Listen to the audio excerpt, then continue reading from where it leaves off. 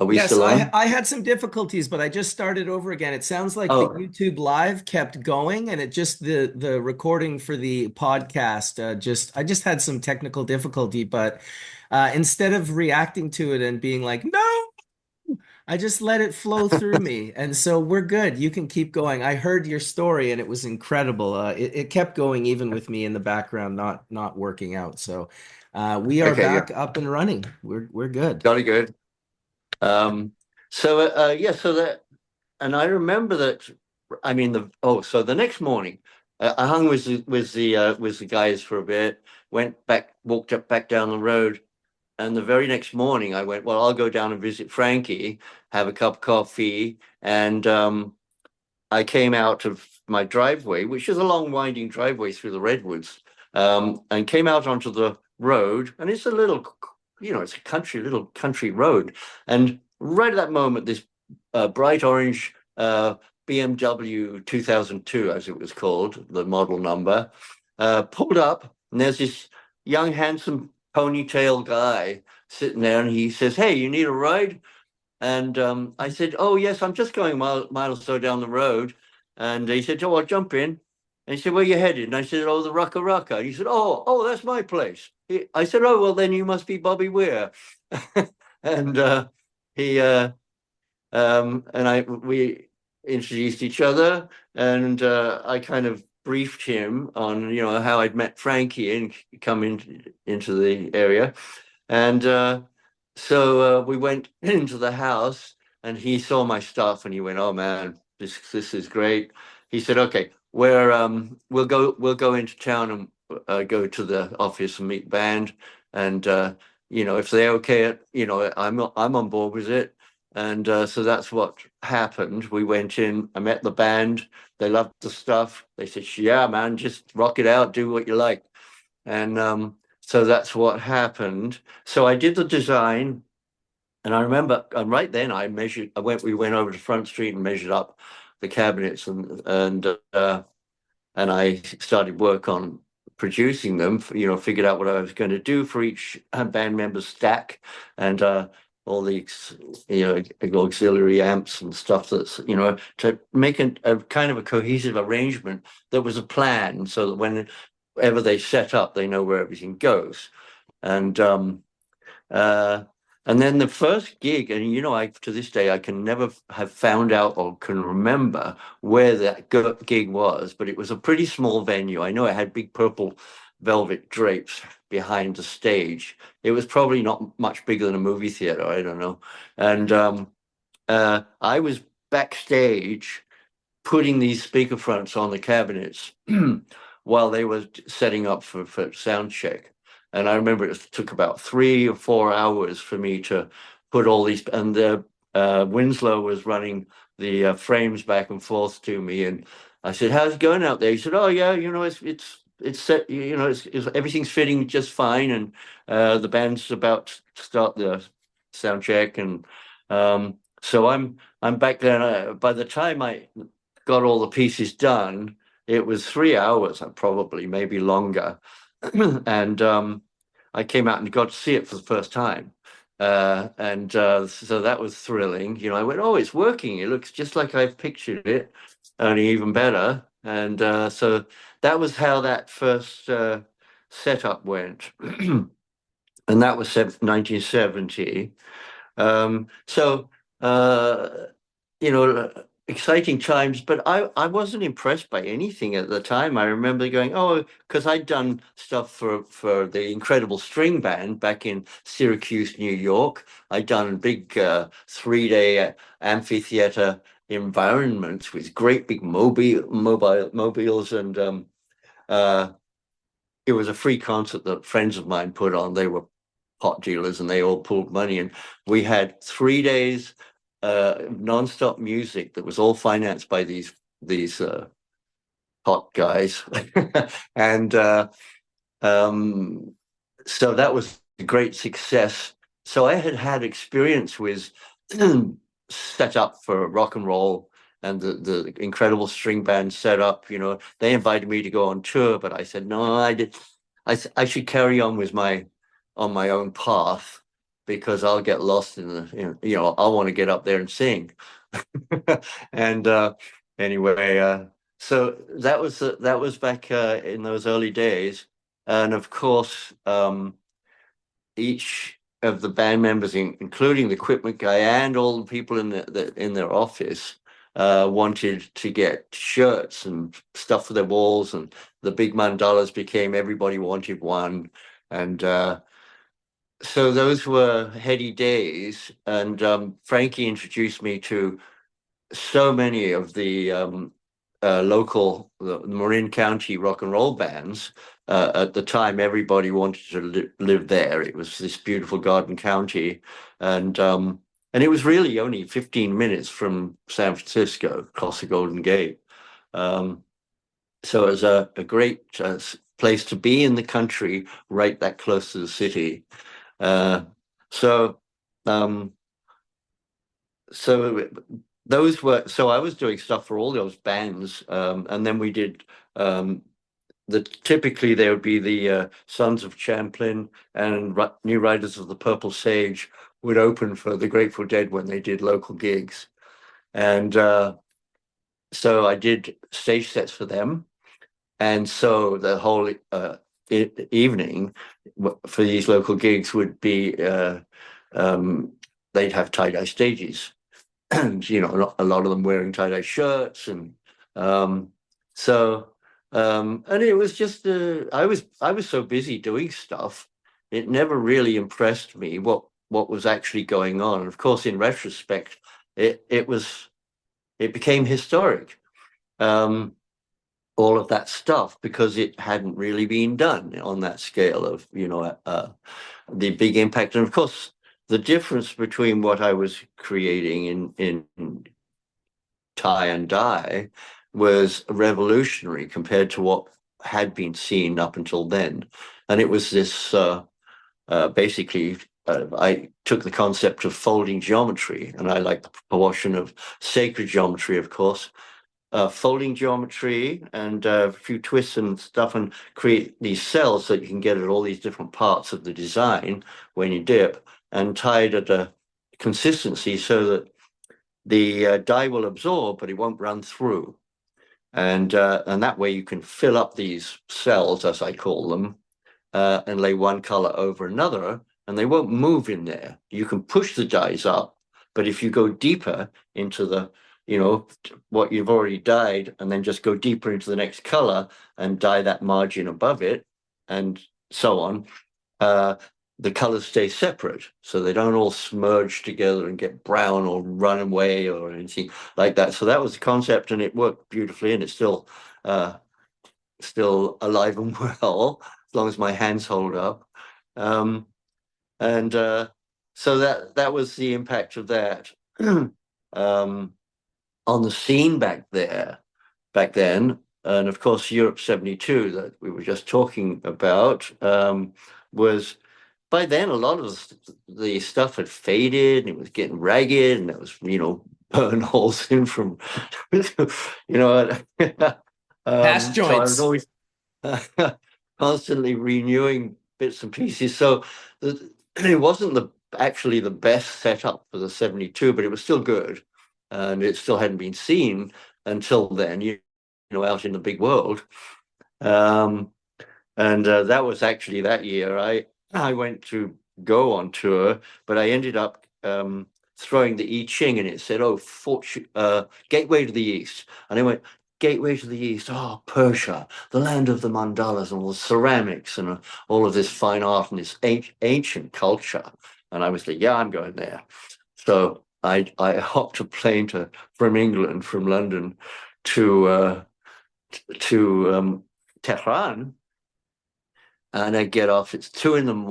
It's like a glorified garage. Is this airport in Tehran back in 1972?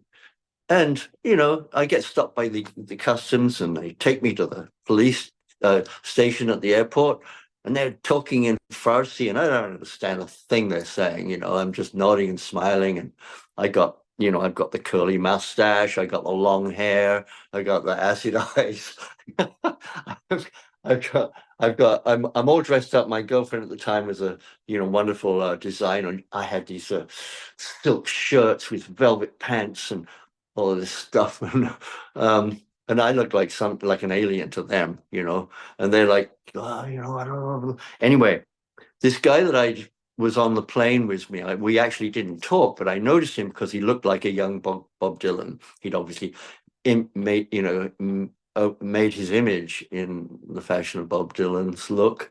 And anyways, I bang on the police door, and this guy sticks his head in, and he says in Farsi, "Excuse me, this is my friend. We got separated. He's my guest." And then he says it in English, and I said, "Ah, yes, yes, saved."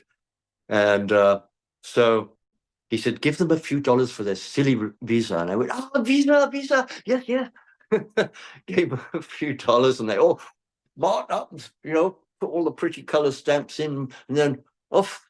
And I go off with this fella, and we drive into the city, and his parents have got a beautiful apartment. They own the only drug. It's the biggest drugstore in Tehran. So they're very well to do for what you'd call middle class. They weren't the haves, they weren't from the lineage, the moneyed people, but they were doing very well.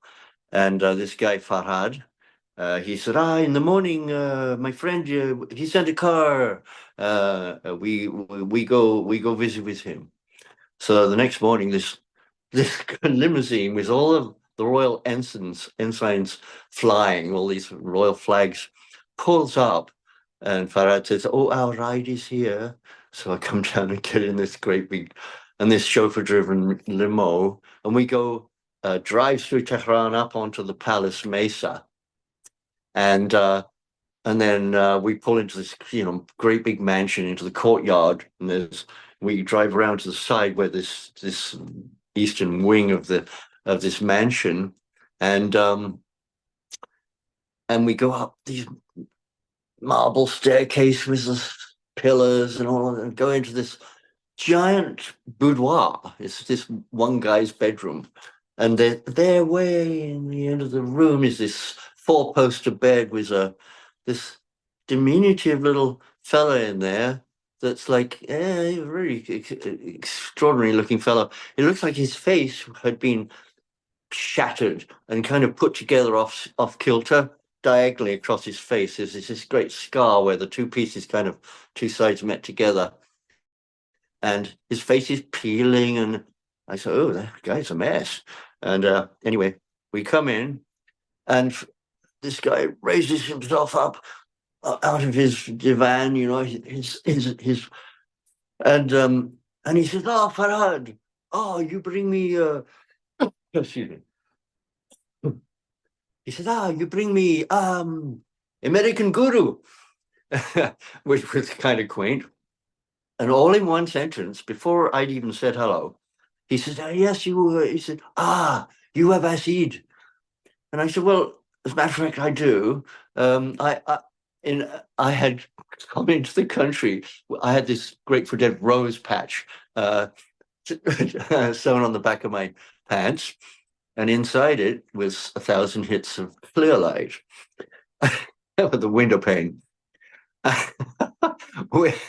Which back then were 200 mics per little tiny 8-inch square. And so I became the guest at Ali's house, his parents' house, but we had our own wing. And he said, I get refreshment. And he pulls this bell pull, and a little later this servants come in with this great big brazier, not a brazier, but not a bra, a brazier of hot coals, and all of these spheres, all these beautiful ceramic spheres around, and this long lathed, turned ornate thing that you screw onto these spheres, and it's the opium tray, and it's a bafu. And so and then another guy comes in with a tray of espresso coffee. So Um, so he introduces me to how to smoke the bafoo, and so we're off to a really good start. And I ended up spending 4 or 5, 6 months there. But right away, within those first opening minutes, Farad and he looked at each other and he said, for Courtenay, Victoria. And they said, oh, perfect. Yes, yes, Victoria. So they were all at college in London at the university there, and one of the universities. And so she'd be here in a few days. So we'll arrange a party. So they did, and I met this beautiful woman, and we just fell for each other right away. And then we became an item like now. But in order to get together, you can't just go off somewhere, and it's not like that back then, especially in that society.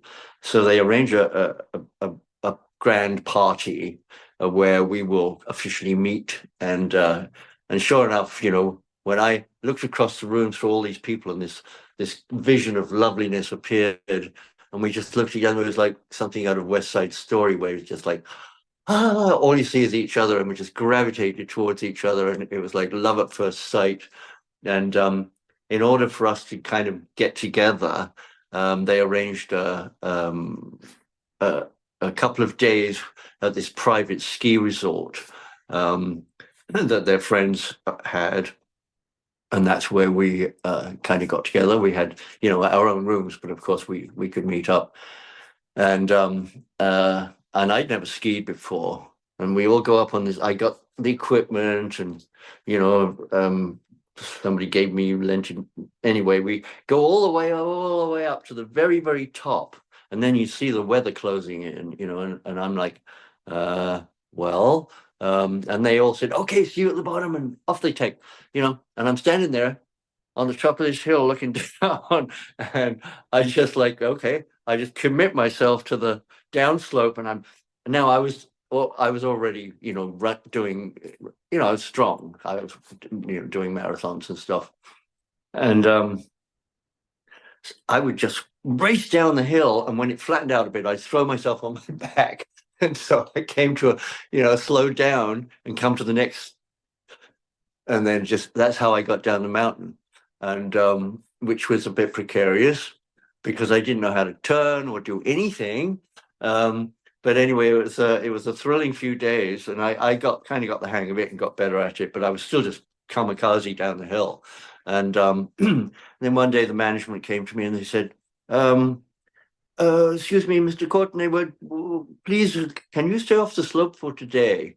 And I was like, well, yes, what's going on? He said, oh, there's the Shah, he come to ski.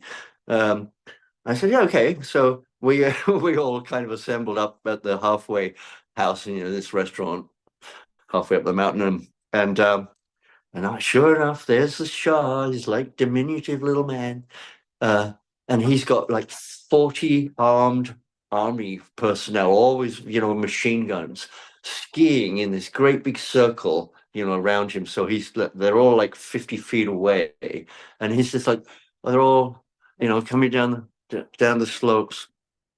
And I was like, man, what a life, man. They've got no privacy, no nothing. But he's here in this beautiful private ski resort. Oh, my dog's got into something anyway. And that evening, because he knew Victoria and Ali and all of that, yeah. And so we were presented to the Shah, and he gave me this gold sovereign to commemorate the Persian New Year, and which I lost, but that would be a fabulous memento. And so I was introduced to the Shah, and of course he knew everybody because they're all the haves, the hoi polloi, they were all attached to either the government or the royal family. And what a scene. Anyway, Victoria and then her sister took up with Ali, my host, her younger sister. And so the four of us became inseparable. We were doing all this stuff. Oh, a little caveat. my Victoria, she was married to the guy who would have been the Shah of Persia, Shah of Iran. He was the direct descendant for the last 3,000 years of the ruling family.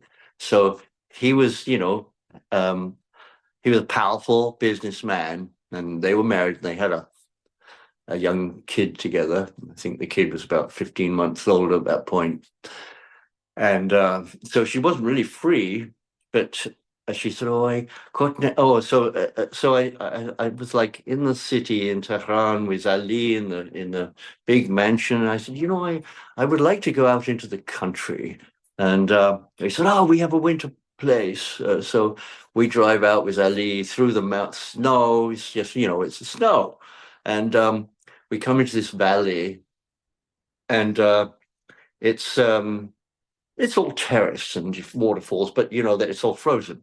So we get into this, and the servants weren't expecting us, and they kind of all live in these underground somewhere. They would appear out of nowhere, and they'd set the house up, and they come in. There'd be a low table, and you get in, and they put all these brazier of hot coals to warm it up under the table, and you have this corsi, which covers everybody from the waist down around the table, locks all the heat in, and the heat rises up, and you're all nice and cozy because the house is this great big, edifice of absolutely freezing. And they bring food and espresso, and then the opium tray, and oh my gosh. And so I'm out there, and then they say, "Oh, well, we have to leave. You have the servants; they look after you."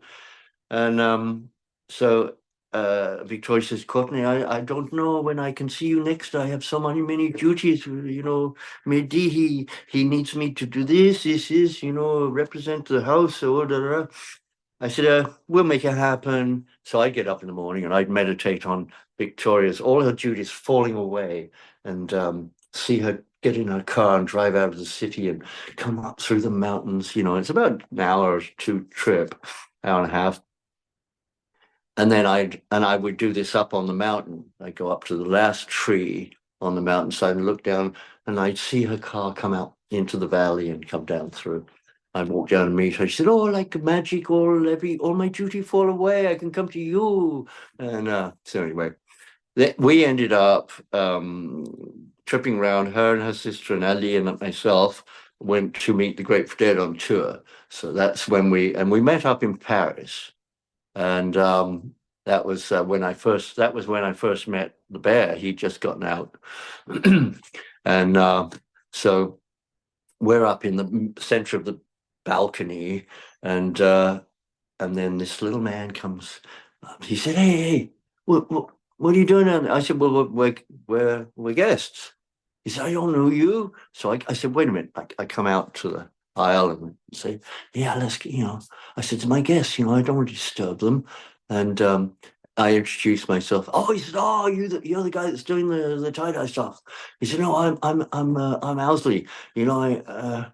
So we met, and he said, "No, no worries. So sorry about bother you." So that was when I first met him. He just gotten out from his 4 year stretch, and I don't want to go on too long because I'm monopolizing the time here.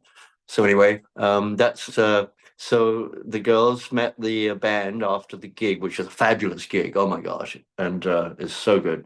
And then they had a little private party for us. And just the band and a select few, Ramrod, Parish, and a few others to kind of keep everything covered.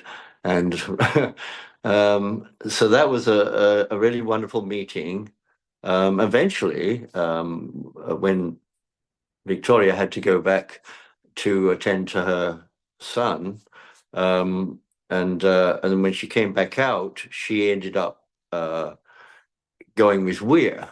We'd had our time. We had a beautiful, wonderful romance, and then she ended up being Weir's girlfriend for years after that. And Well, Courtney, So you know what, you know what Bob Weir is? He's known for stealing women from their other men, right? I actually heard that a few times. It's very musical. um, of course, he was my first friend and the first person I met from the band, and it was share the women, share the wine. It was definitely that was what was going on in those days, and it was just fine. But of course, she was drawn to the the glamour of he was a star by then. You know, when I met him, they were just before everything exploded, into fame and money, the success. So that was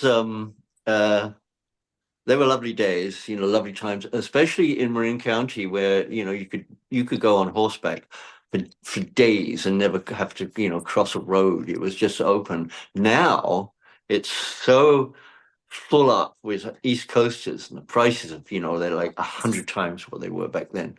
It's absolutely ridiculous. So, but there's people are still all there. The ones that stayed there, grew with the times and the prices, and most of them had their own places. Weir's place he got in the 70s up on the mountainside of Mount Tamalpais, and he's still there. He got, and he had his recording studio built there, and it's a nice place, but it's kind of modest. But of course, it's fabulously expensive now. I think he paid 240,000 back then when he got it. It's got to be 3 or 4 million now. Anyway, so yeah, they were the early wonderful memorable days.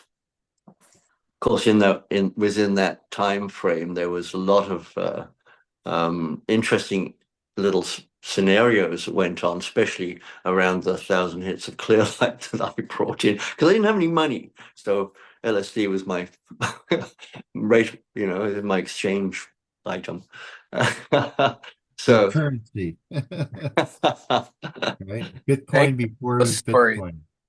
Oh, what an incredible story. What an incredible. I'm just sitting here thinking about some of the images you must have seen in those shows and being in around the band.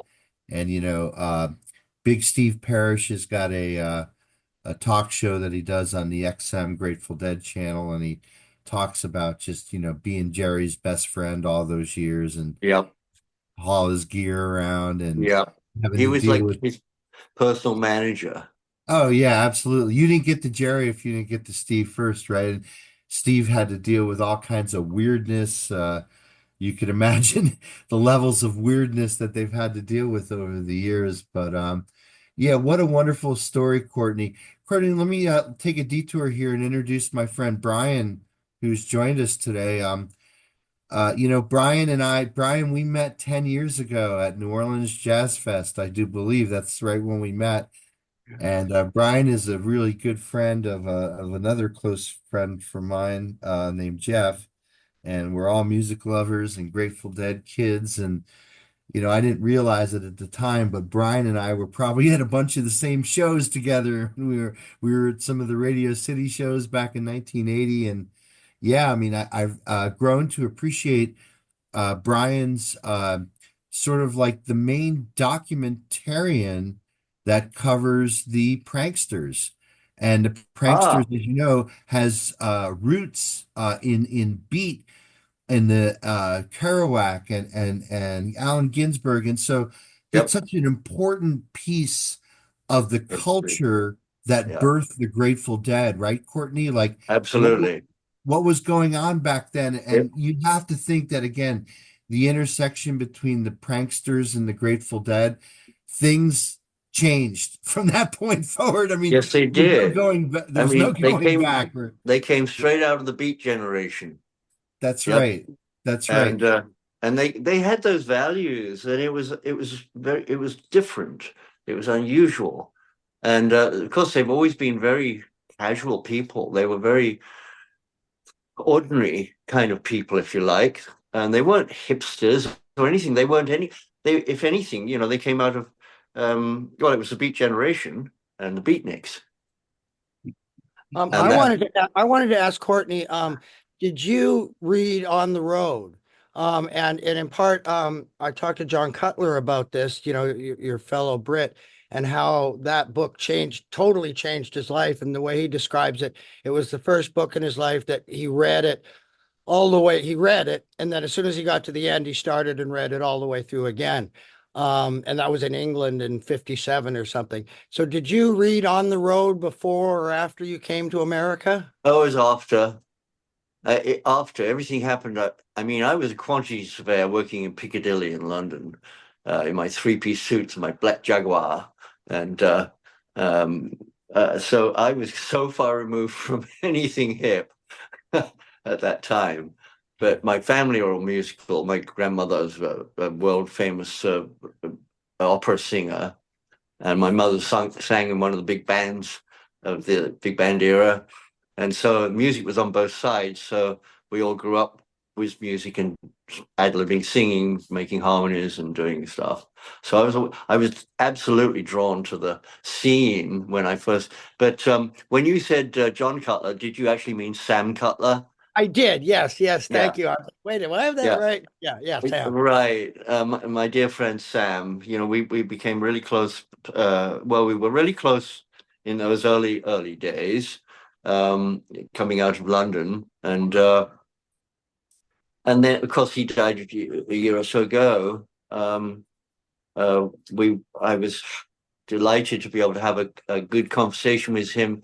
Literally a day or so before he passed, he was kind of propped up in his bed with his phone, and he said, "I just wanted to spend some more time with you." And he always said, "Can I just build a shack in your back 40?" And I was like, "Well, it's not really my back 40." But you can hang out as long as you want. We did. He'd come over and spend 3 or 4 months at a time. But yes, I read all of the early literature when I kind of became hip to it. And what was your question? Well, just that he was mentioning how the pranksters sort of birthed the dead in the sense that the dead, they played their first shows before they were even the dead. They were still the warlocks playing at Kesey's acid test, and they all Yep. cite that environment as the world that created their worldview and That's right. idea of possibilities. And the pranksters all directly came from the beach. They all cite On the Road as the main influence for them. And, the bus trip that was, was sort of inspired by their version of Kerouac and Cassidy. And then of course, Jerry, I've got quotes from every single member of the Dead except Mickey, all citing On the Road and the Beats as their primary influence. Right.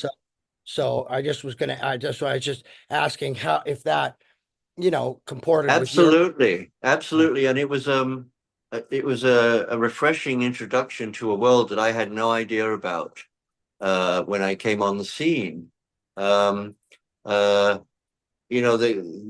band was still up and coming. They just had the success of the Working Man's Dead and the Roses one, and then all the tie-dye on the stage, and everything exploded all at that moment. And that was when Sam Cutler was in those early days and became the tour manager. Well, he became the manager, and he opened up his offices just half a block up from Fifth and Lincoln, where the Grateful Dead's old Victorian house and their offices were. And of course, that was kind of my home from home. And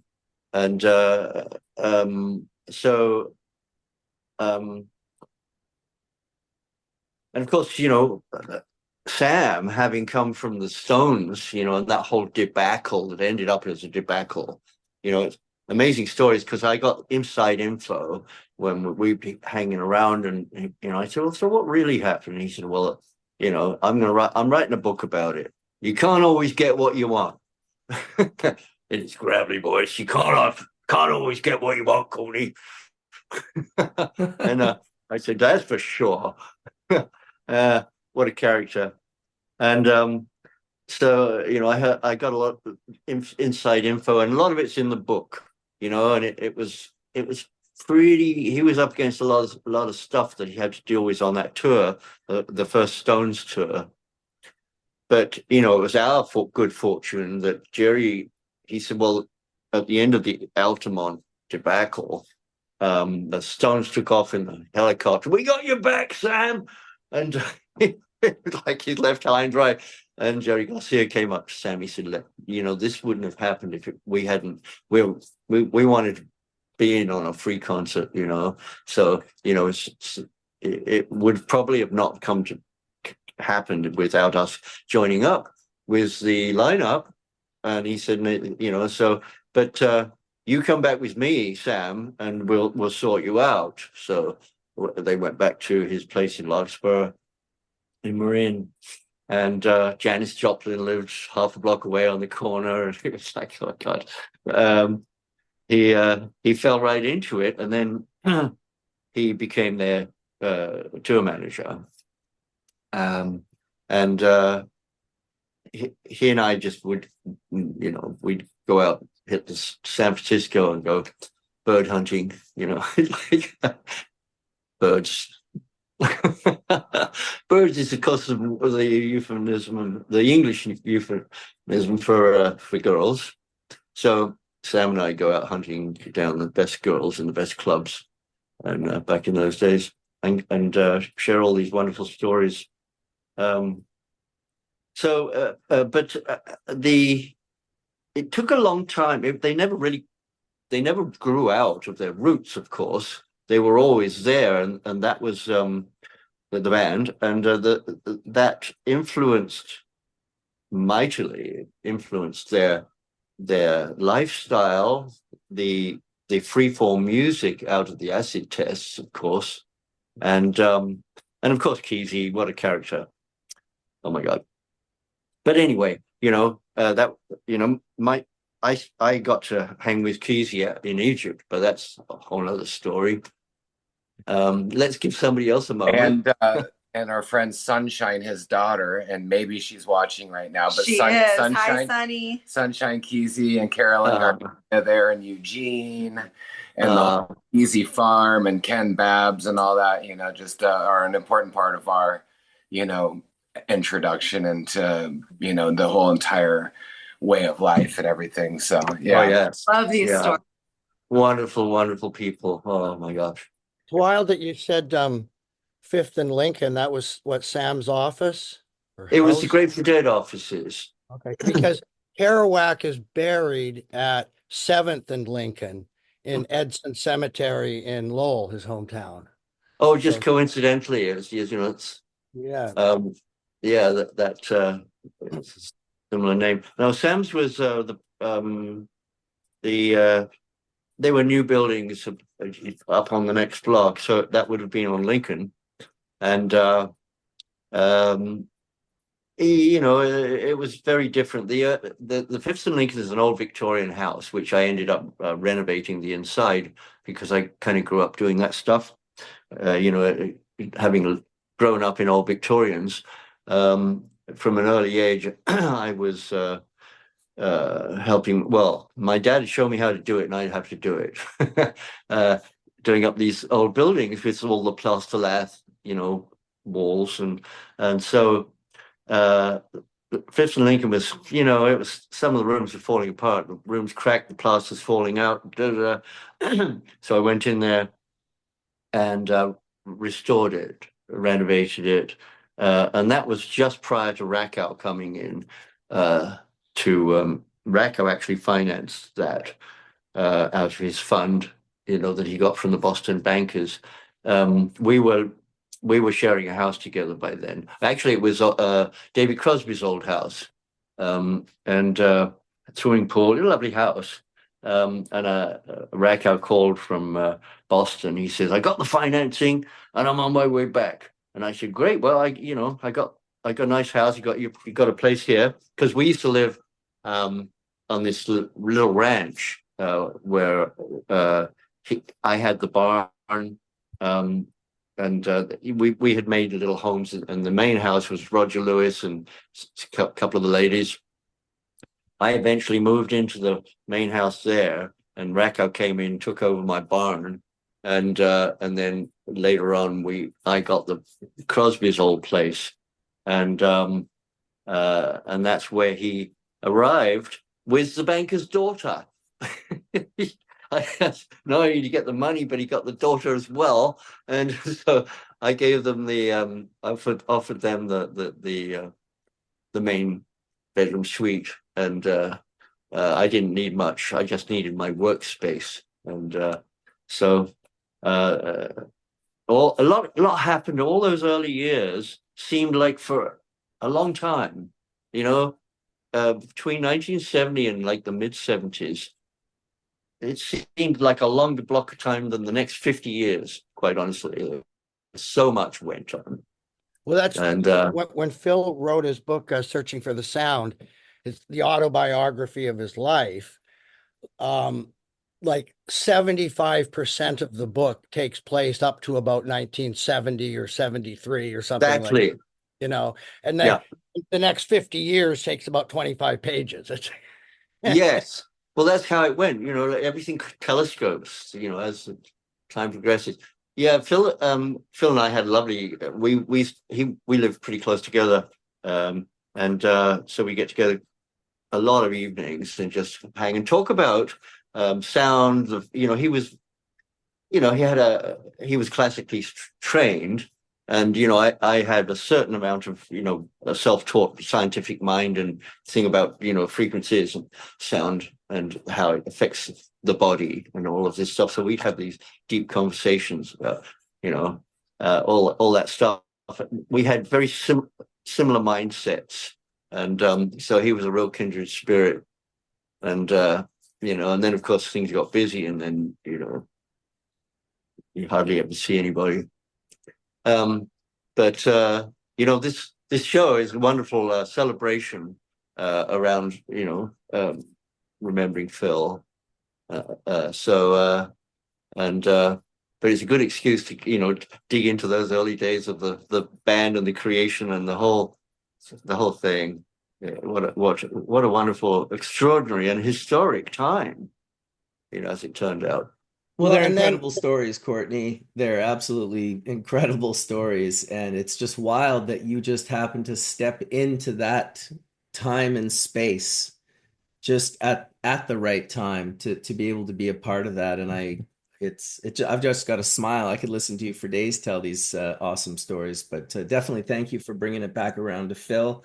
And just that sort of celebration, and any old Phil stories that you guys want to get into, we're definitely down with here. And I definitely do want to come back to eventually, and I'm sure everyone else does on the panel, to you mentioning going to Egypt. So we got to get into that a bit as well. Lovely. You were introducing somebody else just before we. Yeah, so I had introduced my friend Brian Hess. So Yes. Brian is a noted author and documentarian of the pranksters and the beat movement. He's got a great a webpage called Brian Land. Am I saying it right, Well, Brian? It's Brian Hess. It's my name, just brianhessett.com, but I just called it Brian Land. Yeah. So just you can hear about his thoughts. He's got a great perspective on life, and I just love him because he's a great storyteller, and I know he's sort of connected to the prankster scene, and yeah, so I'd really love you just to share that kind of perspective, like when we listen to the songs and we hear about the characters and Hunter's writing, and you hear about again just the whole zaniness of the early years of the Grateful Dead that Courtney was a witness to. I mean, how did that happen? And what was the real? I mean, there was no other band that interacted with a group of crazy acid doing free thinkers in the middle of the craziness of the 60s. I mean, how did this all happen, Brian? What was the instigating event that brought these two things together? Well, as Jared, it was Kesey's acid test in La Honda as first was where they had the gatherings, and then they which was this beautiful log cabin out in the redwoods. It sounds like the kind of place you were living, Courtney, but down south a bit in La Honda near sort of near San Jose-ish. Um, and and so Kesey was throwing these parties that were based on the bus trip, and So the did 64. somebody know about the Warlocks or the Grateful Dead at that point? Like who is Well, the as Jerry says, like they had, they were all kind of in the Bay Area. And now again, we're talking sort of spring, summer of 65. So before they've even become the Grateful Dead. And but they were all just on the scene. And Garcia talks about, they all talk about reading on the road and it changing their life. And so then there was this author who wrote One Flew Over the Cuckoo's Nest, which was a fantastic book, long before it became a movie. And as Jerry said, we just heard about these freaks down in La Honda doing crazy stuff. And so I'm not sure how the very first, connection was, but they got invited to come and sort of play at the house parties. And then then the house parties outgrew the house. And, as Kesey describes it, he had this nice home, cabin type home, log cabin style type home. And, if 100 people come to your house, that's a lot of people. And so they were, kind of having to clean up all week before the next party the next weekend. So that's when they started they moved the first time they had, an acid test outside of Kesey's living room was at Babs's place in Soquel, if I'm saying that right, or Santa Cruz. And the Dead played that, I believe. It was right when they were changing their name for Warlocks to Grateful Dead. And so that's what they were birthed out of. And living, performing, being part of this free form scene where everybody was on acid and kind of anything goes. And as again, as Jerry described it, we could either play or not play. So it was this idea of kind of anything goes. And they were all really intelligent. All of those prankster types from Kesey and Babs were, in the advanced Stanford writing class. and Neil? Talk about Neil for a second. Yeah, sure. So, and so Neil Cassidy was the bridge. That he was Kerouac's muse. He's Dean Moriarty and On the Road. Which, Kerouac wrote by the time of his death, he had 13 books published, but now there's literally 50 different books written by Kerouac in print. But the big one is On the Road. And Cassidy drove Jack Kerouac around in the car and was sort of the hero figure or anti-hero. And and that came out in 57, even though the events took place in 47, and it changed literature, in the same way that, Brando and James Dean were exploding acting, and Jackson Pollock was exploding painting, and Allen Ginsberg was exploding poetry. Kerouac's On the Road was what exploded novels. And so, Jerry and all the guys, everybody read that book and it was like, oh, there's people out there like me. Oh, there's a way I can live that's not, in the Leave It to Beaver suburban houses that, we America was all sort of being taught this is how you should live. And here was this guy with no job and no car, hitchhiking his way around the country, having adventures and going to jazz clubs and chasing girls and smoking tea. And so that blew everybody's mind from, like Donovan to Janice considered herself a beatnik and changed everybody's lives. So Cassidy was kind of the hero of this. And I remember Jerry saying in an interview, like they'd heard that the people in On the Road were real people. And that was a big revolutionary thing. Like, you know, in Huckleberry Finn, there wasn't really a Huckleberry Finn. He was a figment of Mark Twain's imagination. But on the road, everybody in that book was a real person. And my God, this guy who drives cars like a maniac and picks up girls in every town he goes to and talks a million miles an hour and is conversant in jazz and all of these worlds, that's a real guy. And so eventually, so by geez, oh yeah, I don't know, it was at Perry Lane. I don't know if you guys know about Perry Lane. Was this little enclave of cabin houses that was sort of for students or faculty of Stanford University. This little kind of 1 block or 2 block dead end little road there, and near Stanford, and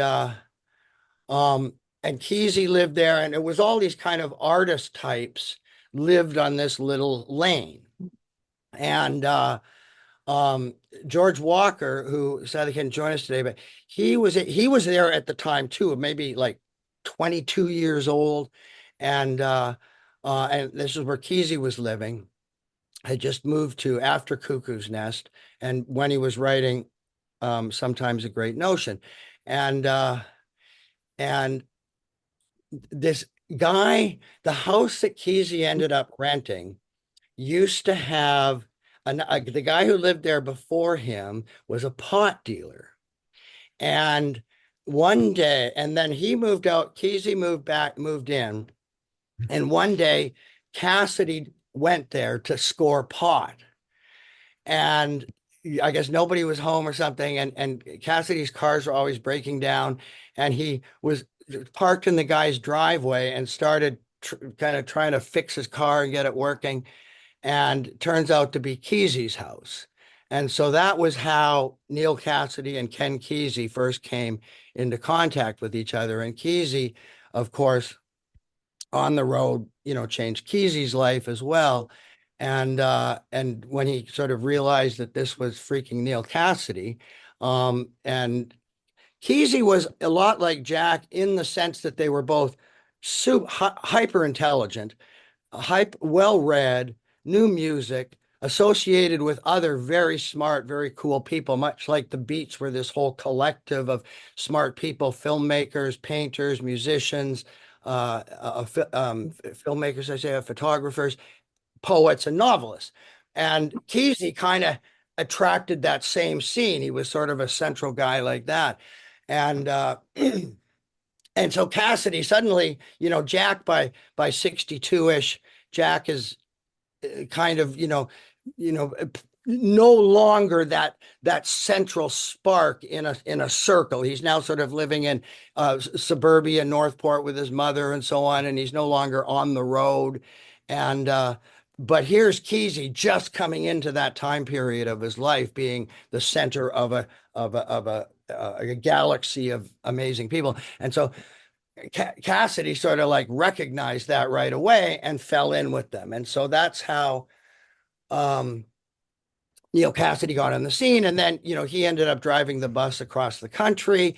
And then by the time the Dead sort of connected in with Kesey, they were just in awe that this Neal Cassady guy was part of their scene. And Phil and Jerry and all of them and Bob were all blown away by this Cassady guy. And like, he's a few years older, just as Kesey was. And he was confident and worldly and intelligent and playful. And he was older, like maybe 10 years older. I don't know the exact. And so, when you're, I don't know, 23 years old and somebody's 33 years old, it's like, wow, they know everything. So Cassady kind of became this driving force for both the Dead and the Pranksters. A story, one of the times I first met and spent time with Phil was, and I had hitchhiked to this, the largest gathering of the Beats that ever happened was in 1982. Yeah, hey, Brian, wait a second. Back up for a second. Tell the audience who you are, like where you are, where you're from, and like where did you grow up and how did you, yeah. get to this point of where you're at? Uh, Do you want to? yeah. Well, I mean, I grew up in Winnipeg, Manitoba, man. And No way. yeah, I grew up in Winnipeg, Manitoba. no. Yeah, for 23 years. I served 23 years in Winnipeg, Manitoba, dude. Yeah, wow. Huh. That's Well, let's talk trippy. about that. I knew there But was a reason to get you two together. That's trippy, but yes, please do go on. so anyway, so in like, about 76, 77, I met this older guy, Will Hodson, who played was kind of the leader of this band that was the central band in the scene. It was much like the way the Grateful Dead was the central band of all the bands playing in SF. This guy was the leader of that band, and he let me hang out at his house, and he didn't really let people do that. And I was like, why is he doing that? And I asked him decades later, and he said, well, it seemed like you got it. Um, and anyway, so he turned me on to the Dead, right, in Winnipeg, Manitoba in 1977 ballpark. They didn't even have, remember, record stores had those plastic folders that would say, Led Zeppelin, and you could go to that, and then those would be all the records by that band. They didn't even have Grateful Dead sections in the record stores. So it was very difficult to kind of get their stuff. And there was no we didn't know anybody who taped or anything like that. So it was kind of this real challenge to find the records and stuff. But I kind of, through this guy's tutelage, and he told me to read Electric Kool-Aid Acid Test. And so that was sort of how I got on this train. And so when I graduated high school, I got a job just to make enough money to buy a 1967 Dodge Fargo window van in Winnipeg, Manitoba. And I said, this van is going to get me to the Grateful Dead. And the closest city to Winnipeg was Minneapolis, which is 500 miles away. Like, that's how isolated Winnipeg was. And so I got the van and drove to the West Coast, right after high school. And sure enough, got tickets to the show in Seattle, summer of 80, and it was like a 7,000 seat, relatively small little Coliseum thing, and general admission. And so got there, and I remember, and by that time, it's like I'm 19 years old, I guess. Yeah, I think. And I had never met a person in my life who had ever been to a Dead show. Is how isolated things were in Winnipeg. Never met a person who'd been to a show. And so we go to this first show, and I'm assuming it's everybody's first show. and we're standing there on the floor in the GA, and tell somebody it's our first show, and it's your first show? No way. Hey, Bob, it's these guys' first show. Who's these three here? It's their first show. And like everybody turns around and looks at us and like, no way, it's your first. And we're like, oh, what the hell? Like, what's the big deal? And of course, had blown off, and that began the journey. And then I moved to New York City to go to NYU like a couple of months later. And right then was when Radio City happened, and I got wind of it. I think I'd been in America for like 2 weeks, and the Radio City tickets were going to go on sale on Monday. And I went out to dinner with my mom, wanted me to meet some aunt or something. And like, I kind of picked this place in Midtown that I knew was near Radio City. And then we have the dinner and Friday night, and we walk out, and I'm like, and it had just been announced, tickets going on sale Monday. So I sort of steered the two old ladies towards Radio City, and there was already the line starting. And I went over to it, and at the end of the line, some guy is holding a piece of paper and says, we're all signing in, and then we're going to give the list to the box office on Monday morning so the scalpers can't jump the line, which was the way things were back then. And so I'm like, okay. And I was like number 120, I think, online outside Radio City. And so I ended up sleeping on the sidewalk out there, like my second week in America, age 19. I lived that whole weekend outside Rockefeller Center and took acid and, and we had the place to ourselves. Because Midtown completely cleared out of people on the weekends because nobody lived there. And so it was just deserted, and people had little boom boxes and were playing dead tapes that were echoing off the concrete buildings, which sounds so trippy when you're on acid. Like everywhere you go, you're hearing, Jerry's guitar noodling away in this space. Oh, there you go. Great one. So that photo, which I was going to talk about later, but by the way, that little button, that's a Phil Lesh button I'm wearing on my jacket there. That's Halloween, Radio City. And the reason that photograph exists is because I had that night just found Molson Canadian for the first time in a deli in New York. And I was so blown away. I said, Tom, take a picture. I got to show people back home. They won't believe I found Molson Canadian in New York. um, but so anyway, so I went to all those Radio City shows and I knew of On the Road because of, oh yeah, well, that was an interesting thing because, back then, how we got information was so different than now. And I would, read all these, Rolling Stone and Crawdaddy and Circus and whatever the other ones were. And I kept seeing this mention of this book On the Road by this Jack with a weird last name.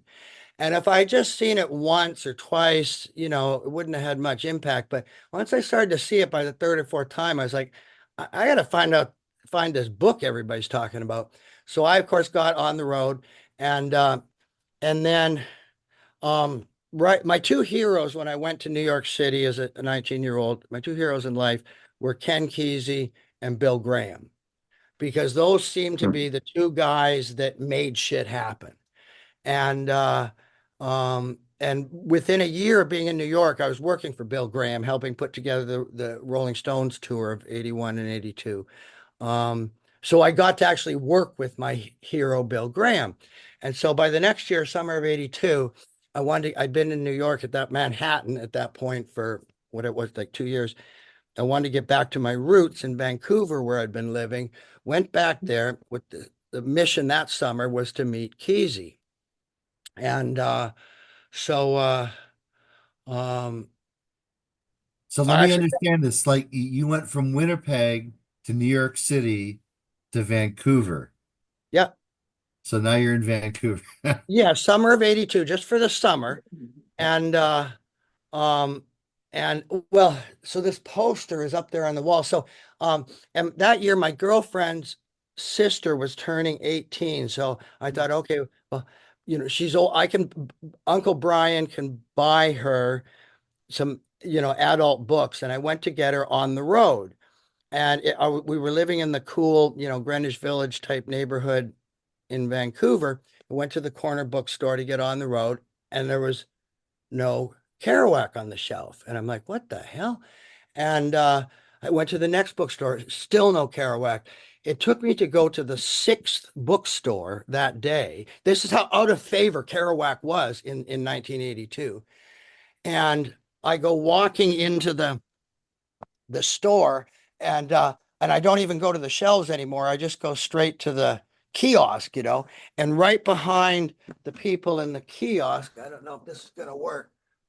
Oh, I don't think it's going to. But there was this poster of Jack Kerouac. I don't think that worked. Of a Jack Kerouac On the Road. It did for a split second. We saw it. Oh, okay. Yeah, Well, we did. okay. Well, so like I can't find the book anywhere. And then suddenly here's this poster of this On the Road conference, which you can see it's got Abby Hoffman, Timothy Leary, David Amaranth, and Ken Kesey. And then down in very tiny print that you'll surely not be able to see at the very bottom, it said, and I'm seeing this thing, my jaw just drops open, like, what the fuck? And at the very bottom, it says partially funded by the Grateful Dead. And I'm like, what? So it was this huge summit in Boulder, Colorado, which the other beat novelist of the time described as, we had come from all over the country, from all periods of Kerouac's life, and more of us were together than had ever been in one place at one time before. So it was the biggest gathering of these people that ever happened before or since. And Kesey was on the bill. So I contacted them and said I didn't have it was like $300 in 1982 to attend this thing or something. And I was like, I don't have the money for that, but I'm a show producer guy. I could help you produce the events. And they're like, yeah, we need somebody like you. So I hitchhiked from Vancouver to Boulder and sort of had with one of my ostensible assignments was to be Kesey's handler. And if you know anything about pranksters, trying to handle them to do anything. Good luck with that. Yeah, as I soon learned. But I fell in with, we hit it off. And then when I was going home, of course, they live in Oregon. So they said, come and stop by. And I went and kind of stayed at what ended up staying at Babs's house for a weekend and spending all my time over at Kesey's house. And saw the bus, the 64 bus for the first time and all of that. So, and so all of this happened, okay, back when I was 21 years old. And then somebody posted a photo of this time gathering to one of the Kerouac groups on Facebook. And everybody was like, oh my God, look at all those people together. Holy shit, that's just mind blowing. And to me, it was like just a picture of my summer vacation. And I was like, well, what's the big deal?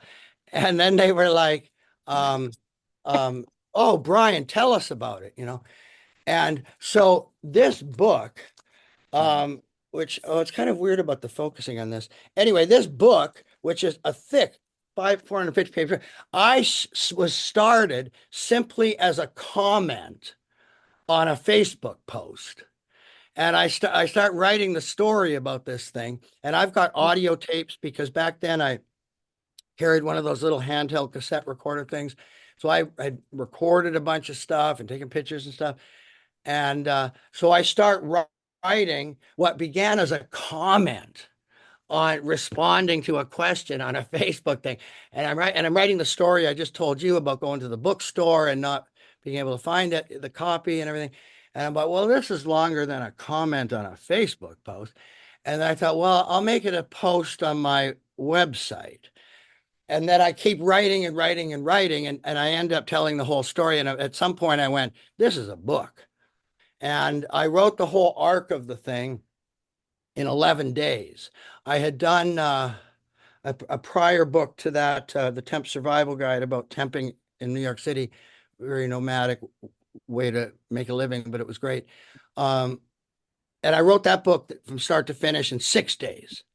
And so I wanted to do this in a week, like write fast because I could go into writing. But if people who write things over a long period of time, if 3 months later, you can't remember what exactly you wrote 3 months ago.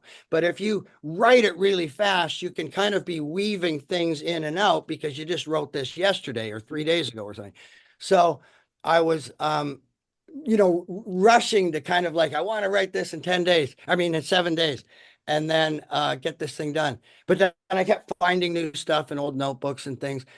And then, okay, get it done in 10. And then but it took 11. So I wrote the whole arc of this story, including going back to Kesey's place and hanging with him and Babs and everybody and George Walker. And so that happened. So then anyway, this all connects to a great Phil story. So I wrote in the book, I go into the connections between the beats and the pranksters. And there's I included two great quotes, one by Jerry, one by Phil, about how much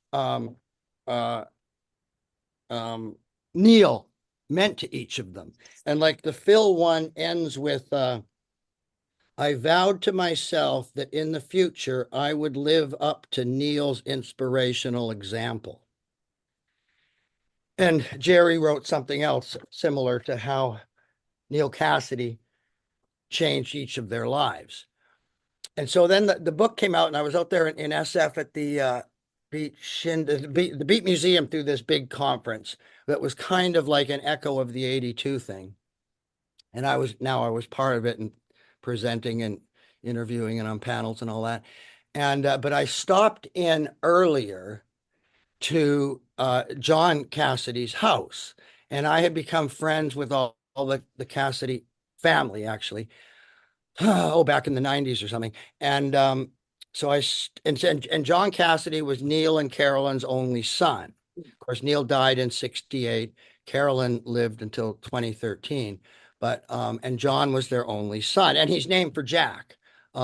His name is John Allen Cassidy. Allen is for Ginsburg, and Kerouac's real first name was John, and like his first times he was published was always as John Kerouac, and Neil said, "Well, I'm not going to name my son Jack Cassidy, so that's why it's John." But anyway, so I stopped in to see John, just before this conference, this big summit was going to take place in SF, and I read. We sat on his balcony there, and I read him. "Oh, John, I've got these great quotes by Jerry and Phil about your dad," and I read them to him, and I'm going to get choked up now remembering it. But and he started crying, and so it was this really, heavy, beautiful moment where he was hearing, Jerry Garcia and Phil Lesh saying that his dad was their hero and that they were trying to live up to John's dad's inspiration, right? So it was this very touching, beautiful moment. And then when I finished the Phil thing, we got, I'm getting choked up remembering it, but we got up and hugged each other, and he was shaking, and this was a beautiful moment. And so after that, I went up to Marin. I had somebody up there to visit, and Phil had opened Terrapin Crossroads, and it was right around. It was so I wanted. I got to go to Terrapin Crossroads, and B, I'd love to bump into Phil, and so I went there. So it was going to be it was Father's Day of 2015, and Graham, Phil's son, was playing at Terrapin Crossroads. And a friend of mine, Al Robinson, and who's a bass player, hit me, "Hey man, FYI, it's Father's Day and Graham is playing at Terrapin Crossroads." Good estimation, So I went, brought the book, and sure enough, Phil comes walking in and goes and sits in a booth behind the stage, and he's all alone. And I was like, "Oh, this is the perfect moment." So I just walked up and started and said, "Hey, Phil, I got a great story for you." And yeah. So I sat there and I told him what I just told you, and I got choked up again then, thinking about my good friend getting choked up, and told Phil the story. And he, of course, just loved it. And I gave him a copy of the book, and kind of that was that. And then I went back, and I'm sitting at those tall tables by the stage, and I'm looking over at Phil in the booth, and he is sitting there just like reading my book and blowing off everybody in the bar and just sitting there reading my book. And I'm like, wow, and then and so that happens for a while. And like, again, I mean, he reads it for like a half an hour or something like that. And all alone at this booth.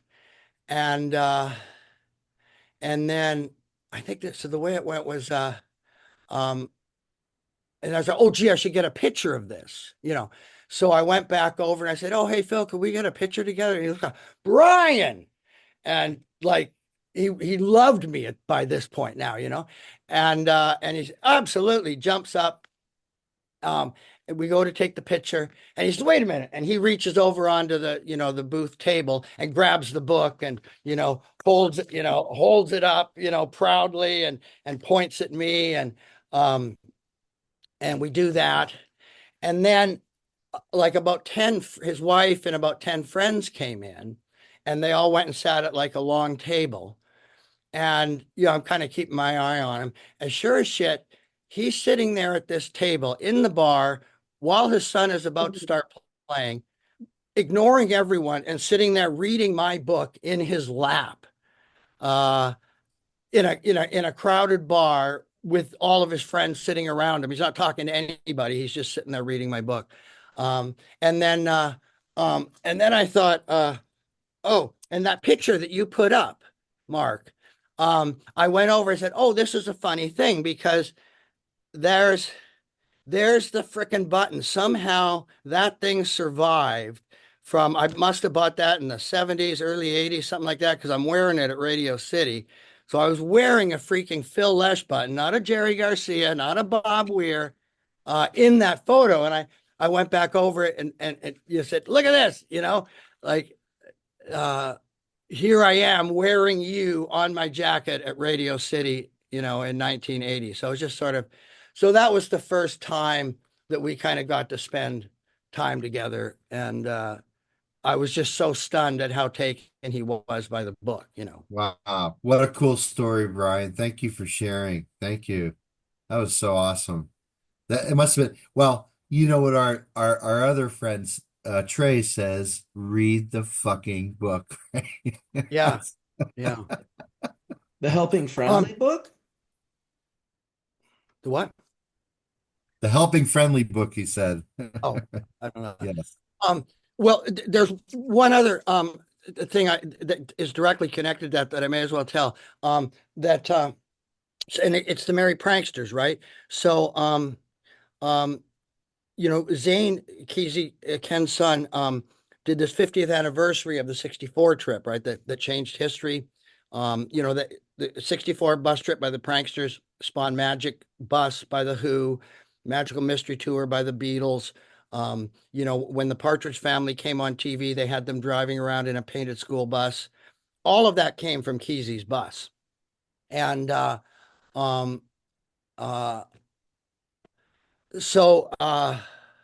and George Walker was a central guy on that bus. Okay. And then Zane in 64 in 2014 does this 50th anniversary tour thing. And the second bus goes and tours all around the country.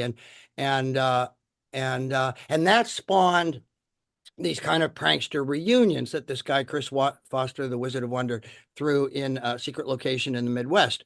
And so George Walker came to one of these and we hadn't seen each other. And he was one of the 12 guys on the original bus with Neil and Ken. And he's featured prominently in the movie Magic Trip and so on. And he comes to this thing and we see each other for the first time since 82, fell in love, like really just sort of bonded like blood brothers. And I performed at it. I do performances and he couldn't believe how I brought Kerouac to life. And then he happened to say, well, I do Neil Cassidy. And I was like, oh, really? So I went out that morning before the next day's event and found a copy of On the Road and blew up. There's this one section in On the Road where Jack and Neil are in the back of a car talking about like the magic thing in life. And I thought, oh, let me photocopy this and George and I can perform it. He'll be Neil, I'll be Jack. And I put the pages in front of him and he just in the first cold reading became Neil Cassidy. So we began doing shows and then in 2019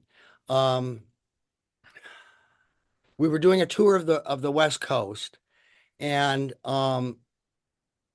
we're playing and it was going to be July 4th and Phil was playing at Terrapin. So we decided to drive up to that show to see Phil for the first time. Oh, and then as part of the thing, when we do this, Jack and Neil sitting in the back seat in On the Road, there's this one line where the driver says, "For God's sakes, you're rocking the boat back there," because of how animated Jack and Neil were. And I would always have somebody in the audience yell that line out. So we go to Terrapin, George and I, and see Phil and hang out and so on. And while we're talking, we walk, oh, blah, blah, blah, blah, blah. I pull, the book out of my bag, and out of it drops this card that we would give to, oh, that doesn't really focus, does it? Anyway, that's the card that has the line on it that I would give to somebody in the audience to read out. And it sort of popped out of my bag and fell on the floor. I didn't notice. And some guy spotted it and said, "Oh, did one of you drop this?" And hands the card to Phil as though he dropped it. And Phil just looks at the thing and goes, "For God's sakes, you're rocking the boat back there," and performs the thing, realizing like instantly that it's a performance line, and actually delivers the line as a performance piece. So that was just a funny George, Jack, Phil Nice. action. That's hilarious, man. Very cool. Very cool. I wanted to bring it back to well, first I wanted to welcome everyone else in the room before I bring it back to anyone. Bunch of other folks rolled up. Michael's in the house, Mojave's in the house, Etienne is in the house. Brian is in the house, and G-Pad. I don't know your actual name, homie. I'm guessing That's Smosh. Dave, our friend Dave, down in Okay. out in Eugene area. Super All old right. friend. We've done an amazing amount of dead shows together. We're all kind of part of that self-reliant, back to the land, parking lot, life inspired, changed by Grateful Dead and barter fairs and growing your own food, your own medicine, making like the craziest hash and best flavors ever. So welcome Dave, Sweet Leaf, the OG plant down in Oregon. Amazing person, tons of legacy stories, super fun. Dave's one of our closest friends over all these years. So we wanted to invite him on. Again, we all have a million stories, and they're super fun to tell. We came in a different era, in the later 80s and early 90s. And then we were part of that kind of wave of, where cannabis really kind of came into the scene, and we started getting different strains, and the Chem 91s started coming out, and it started to become more than just Purple Kush and skunk and kind bud, kind of turned from kind bud to names and all that. So, welcome Dave there, and we all welcome everyone in. And I do really appreciate all the stories. Kelly did get to, meet Ken Kesey and go to the Kesey farm and stuff. Oh, yeah. Yeah. And just, because Eugene and University of Oregon was kind of a place where Ken Kesey went after all of those years. He became, a professor at the University of Oregon and helped become, and my uncles, anyway, a lot of people took those classes, my uncle included. And, and then it was the Springfield Creamery and that era of bringing in organic food and organic delivery. It was the first organic food, the Springfield Creamery, the first probiotic yogurt in America, which had started to become about health, for a bunch of the, people that kind of got disillusioned out of the protests and everything. Okay, we're going back to the land, back to our home, back to our roots. We're going to do a new world that's not reliant on the medical or the military industrial complex. And we're just going to create our own world. We're going to build our own houses. We're going to grow our own food. We're going to make our own clothing. And we're going to have babies at home, homeschool. And that was a really important part of our enter in, to the whole thing, make, things that we could save our own seeds and stuff. And so even the organic food movement really kind of came in a lot of ways out of that, you know, Oregon era as well. Because yeah, I entered into the scene in 1990 in Eugene. And the first summer that I went out there, my neighbor, Carolyn Sikora, amazing woman, said, hey, I'm doing this thing called the Oregon Country Fair. And I was like, oh, cool. All right. I guess we're going to check out something like that. She said, yeah, you know, you should just come out with me for the weekend because I'm helping everybody out. And I didn't know anything about it. And I packed a bag and I was fully enrolled for all summer classes that entire year. It was paid for by Kind Bud. Thank the Lord. If it weren't for Kind Bud and the Grateful Dead and swinging bags, I would not have a double major and a master's at the University of Oregon. Thank you, Kind Bud, Eugene, Oregon. Something was shaking on Shakedown Street, let's just say. So that was super helpful at that time. But I actually packed my bags for the weekend, and I never left the Oregon Country Fair for a month and a half, and ended up, you know, spending 31 years there, meeting the family. I was, you know, helped run the fair. I was Fair Central. And so because of all of that, we just got to meet the family and be a part of really deep roots in Eugene. And those deep roots, you know, weren't just, you know, the Grateful Dead, but just also what Josh was talking about was the origination of Blueberry, the origination of Kind Bud, DJ Short's genetics. Dave, I know that you were a big part of this. I met Dave on Dead Tour, swinging bags of weed, trading Pea Bud and trading Kind Bud, even before I knew Josh. So, you know, I really feel like so much of the organic, regenerative, thought out health and wellness was instigated out of Eugene, instigated out of the Oregon Country Fair, instigated out of the Grateful Dead, and really had the good weed to back it up and carry it forward to why we have Hash Church today. Because if you don't have the good medicine, just like Courtney was talking about, you know, the good medicine of the hashish, of the opium, opens the door to the Shaw, you know.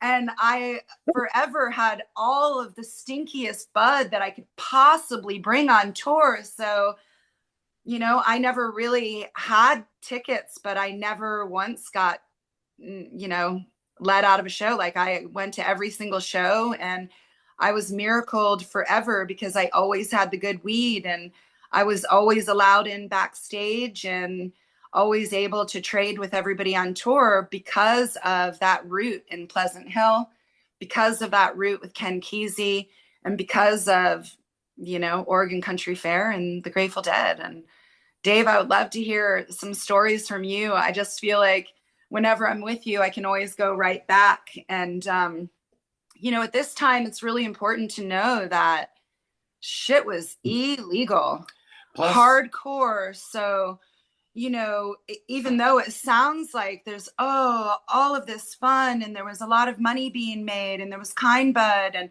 there was sort of a birth of this second generation of people saying, you know, fuck the establishment and glass and artwork.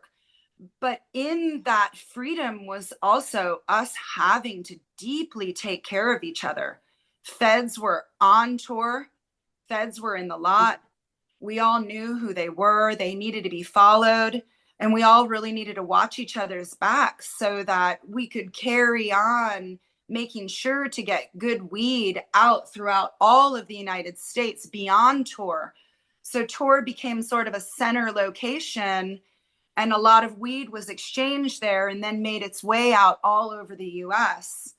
So as hippie and as tie-dye and as patched out and as, you know, hazed out as it sort of, as hoodied up as it seemed, there was a very finite, incredibly intelligent, family workings connection. of family exchanging hash, exchanging LSD, exchanging weed. Dave, I'd love to hear some stories from you because, you know, you're just so come from that era. And, you know, when I think about those intricacies and us being able to really do our work with the man in the lot at all times, some cool stuff was done. So Dave Sullivan.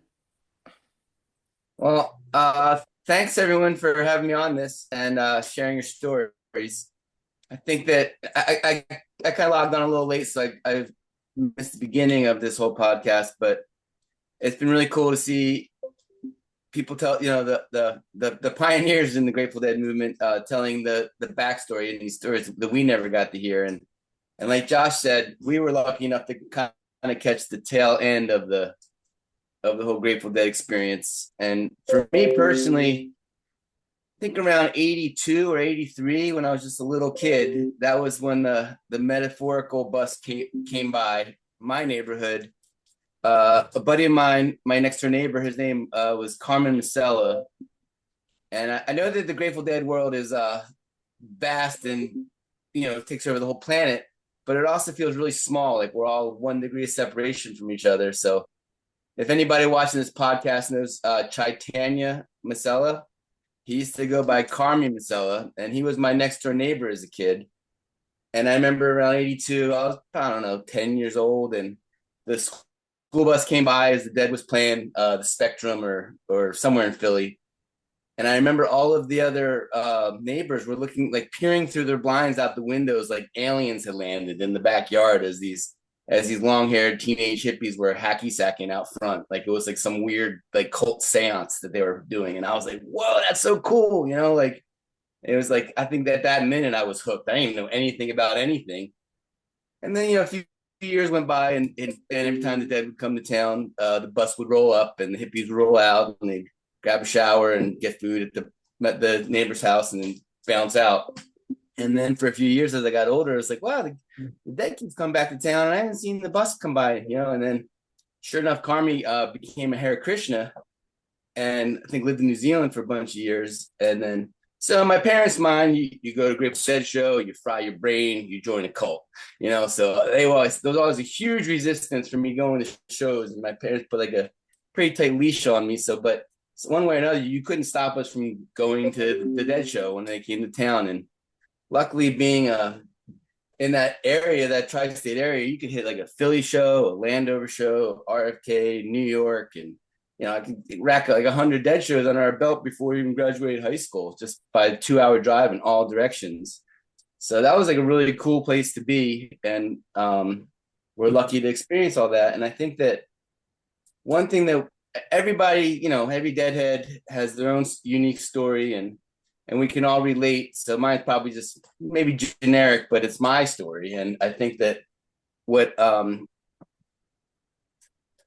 really stands out with I think that in all of my friends, even probably Josh and Kelly, none of us would know each other without the Grateful Dead. You know, I think that in high school, my high school buddies who are still my lifelong friends, we all kind of hit the ground running, and that was one common bond that we had. We'd go out to the woods on the weekend and just bang on instruments and make some noise and carry a Grateful Dead tune, and that music really brought us together. And I think we all had our searchlight cast so wide, so when you go to shows, it was like, this is all the people in America and around the world that are also thinking outside the box, and that kind of inspiration hit all of us. And I think that for me personally, it was part of my journey to end up on the West Coast and being a ganja farmer and organic farmer, and the network that I have of lifelong friends in both of those sectors is directly interwoven with our roots to the Grateful Dead. And I think that the first time, you know, as a ganja farmer, I think the first time, you know, we would get brickweed back in the day in high school. And then I remember in '88 at the first show I went to, we got a bag of Kind Bud and ate for like $30, and it was just like, whoa! I didn't even know weed could be. It was like a whole other. It wasn't even that was not weed, And then we were hooked, and I think that the spirit of the adventure of the Dead also overlapped into. I'm not who. Might have been Keezy. There's a quote like when the going gets weird, the weird turn pro, and I Hunter kind of feel Thompson. like that's Hunter how. Thompson. Okay, cool. That quote is sort of how a lot of us sort of evolved into the our lives and our businesses that we have today. Like Kelly said back then, like the stakes were high. Smuggling ganja to shows and all around the country and doing that to fund whatever other dreams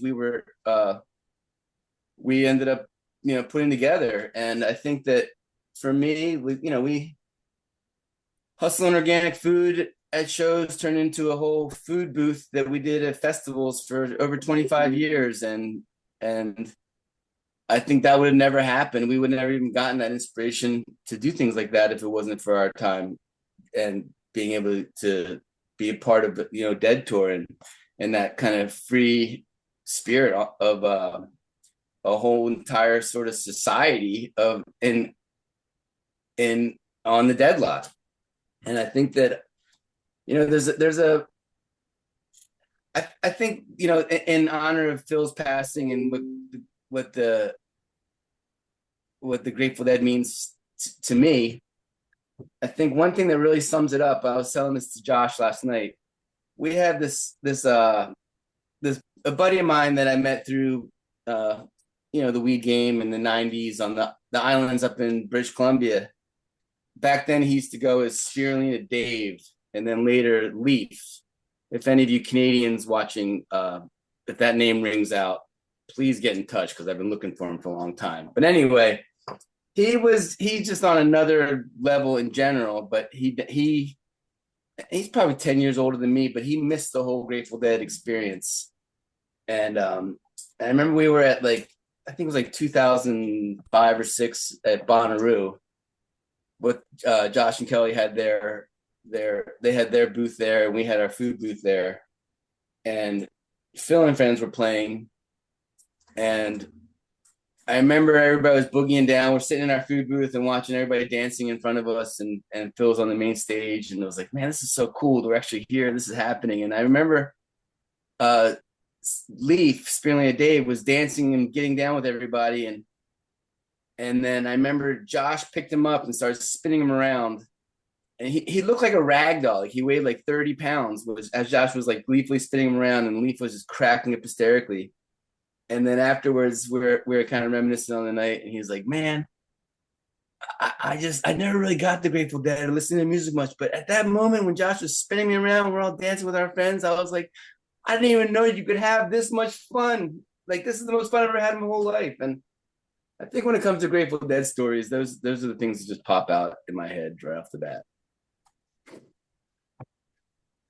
Hey, Awesome. I'd love to ask Mark and Courtney or anybody else, including yourself, about 1990. That's when you said you got on the bus there, Kelly. That was, I was there for the whole last 15 years. 1990, I just thought was great. When it was tragic that Brent died, and we all love him, and he was to this day my favorite keyboard player in the band. But when Hornsby joined, that reinvigorated band in the second half of 1990 is some of my favorite Grateful Dead ever. And I just wondered if Courtney or Mark had any observations on the transformation that happened with them at that time. Well, for myself, 1990 was kind of a turn point in my life. So I actually went up to Eugene, and I started in California growing. I went indoors. I'd been growing since 1968 outdoors. And I went indoors at about 89 and developed a system. Of course, things were mostly clockwork, but they were electronically switched on and off. And I had kind of moved away from the scene and was focusing on my little enterprise and still doing my tie-dye work. And eh, so I wasn't really, I think it's better told by somebody that was actually right in the middle of it in the 90s, at the Yeah, beginning of the 90s. I was right there, Brian. You know, I saw the last eight of Brent's show. Well, let me go back before that. So, you know, I did start in the Keith and Donna era, but I cut my teeth for the most part during the Brent years. I remember my first Brent show. I'd missed the Binghamton shows in the spring, but I went to Madison Square Garden on September the 9th, 1979, and we came in during the middle of Jack Straw.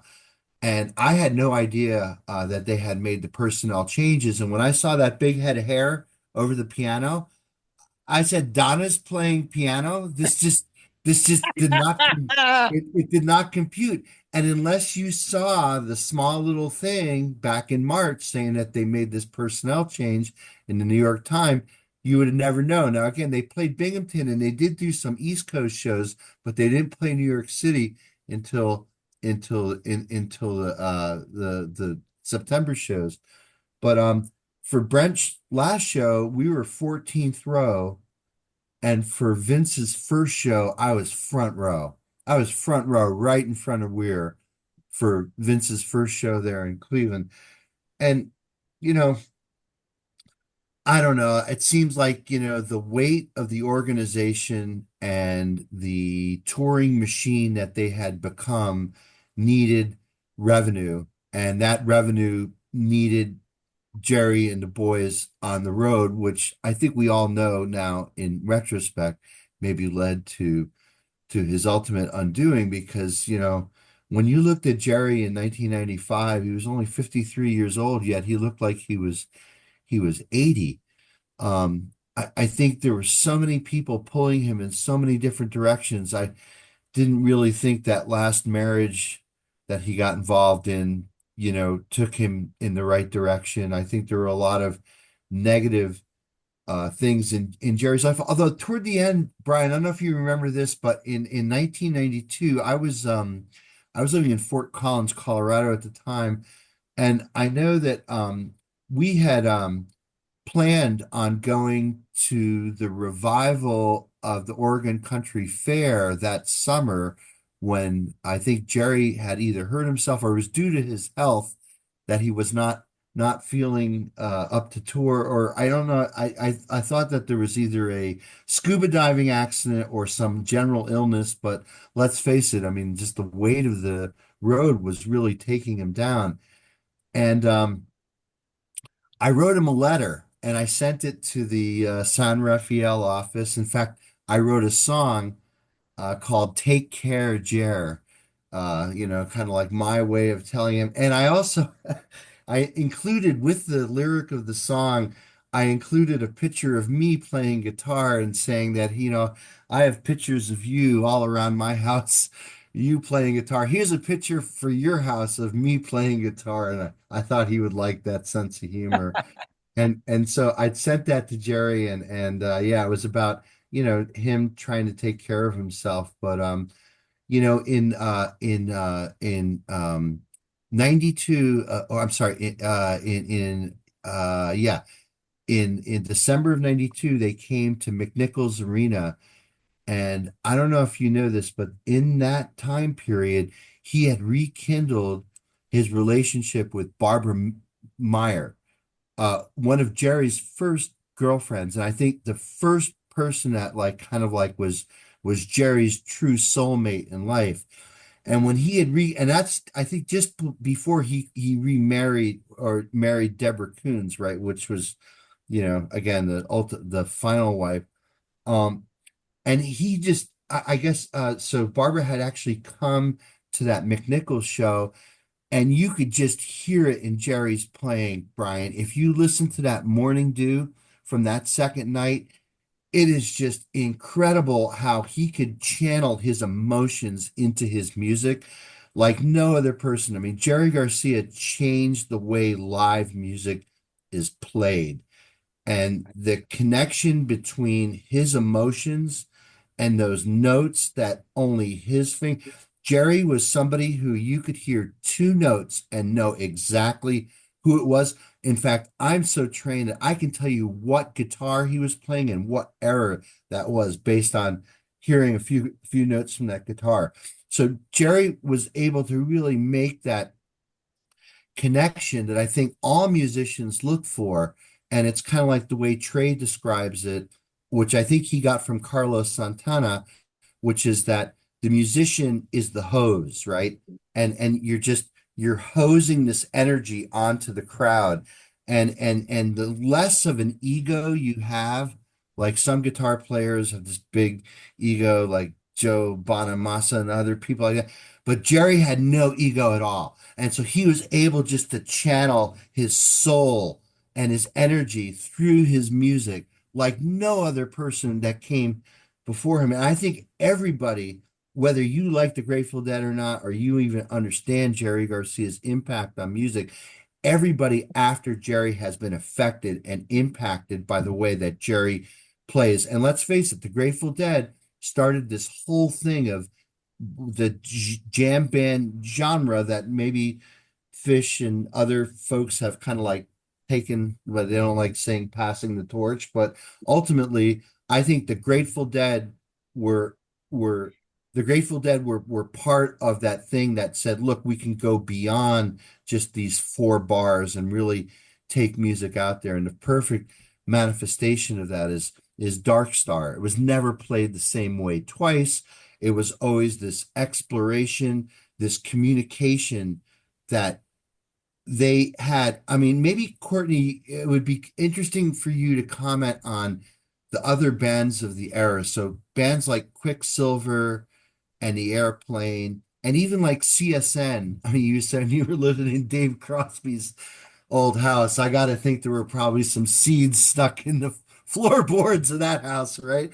But wouldn't you think again that there would be other bands that were able to kind of like do that, but nothing ever even comes close in my mind to what the Grateful Dead did and what they stood for.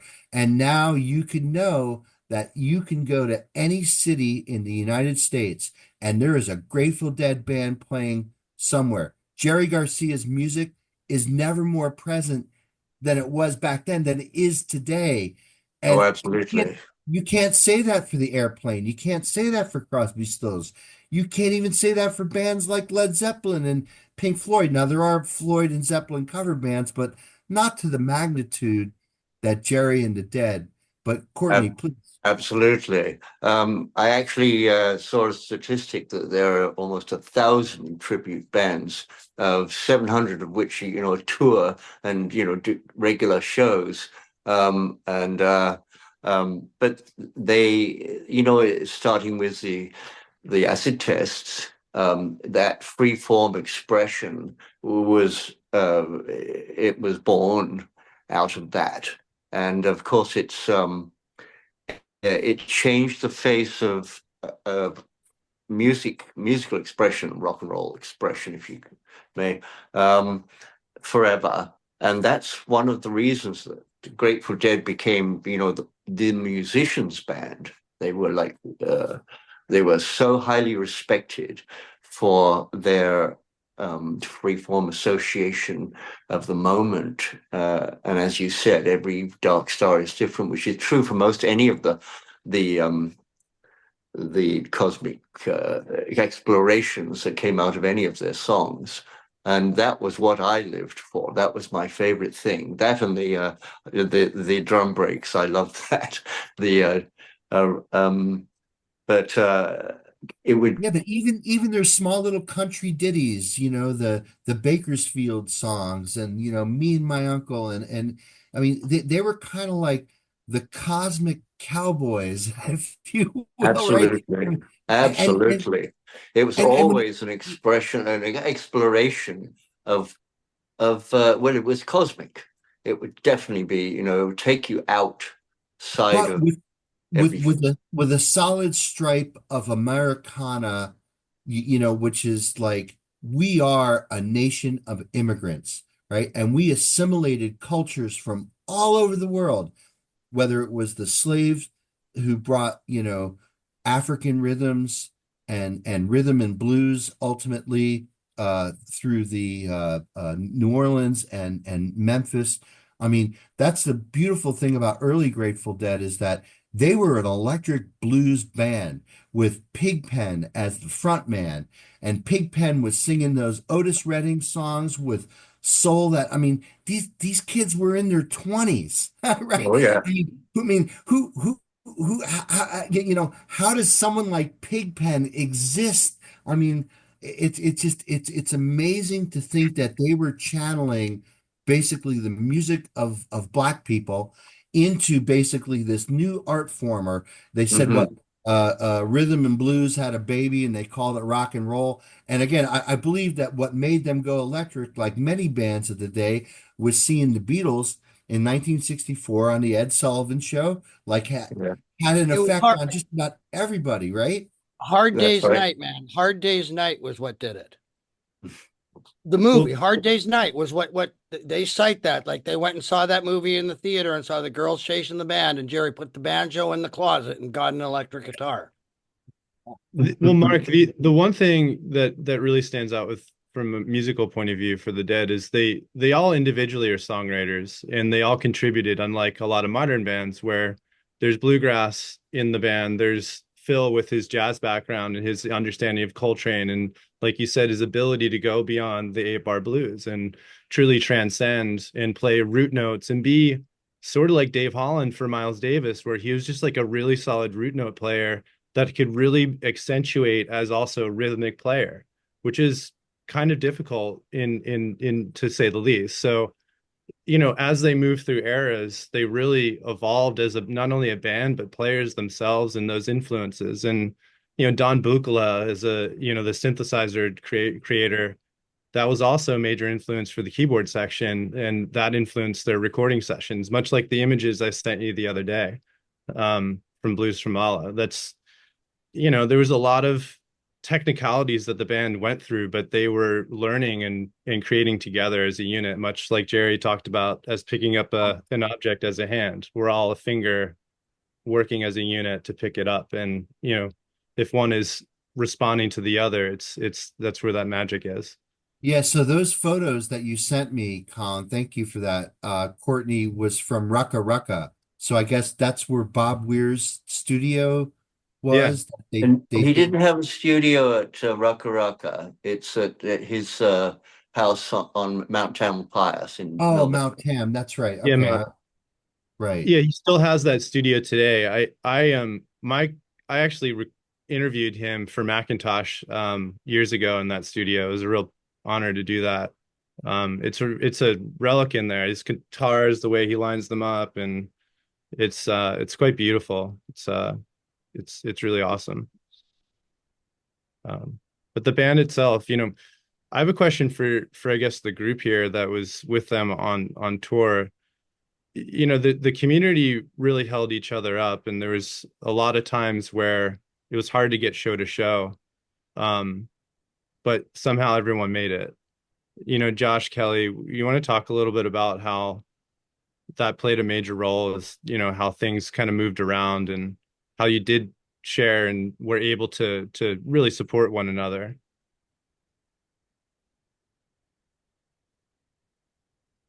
maybe they're muted. They're Yeah. muted. No, they're not Yeah. muted. No, they aren't muted. How- Then why can't we hear them? There they are. Oh, It's the Illuminati. yeah. It's good. I want to talk about it. How about we- now? we Can can't you hear actually us go. now? We can't tell you. There you go. In Okay. stereo. I didn't really hear the first of it, but I did want to tell my very first Grateful Dead story because it absolutely 100% changed my life. I would And not it's- at all be the person that I am today if it weren't for 1986 July or August Alpine Valley shows. I was supposed to be babysitting because I was 16. And I came from Virginia, so my parents were super strict. And if they even knew that I even smelled marijuana or was going to see the Grateful Dead, I'd be in trouble. So I lied to my parents. I told them that I was going babysitting, and my best friend's big sister took us out there. And upon arriving into the lot, which is huge at Alpine Valley, it is very sprawling. So people that go to Alpine Valley, they sort of know where their camping spot is. They know where they're going to see their whole scene. Everybody knows where Shakedown is going to be set up.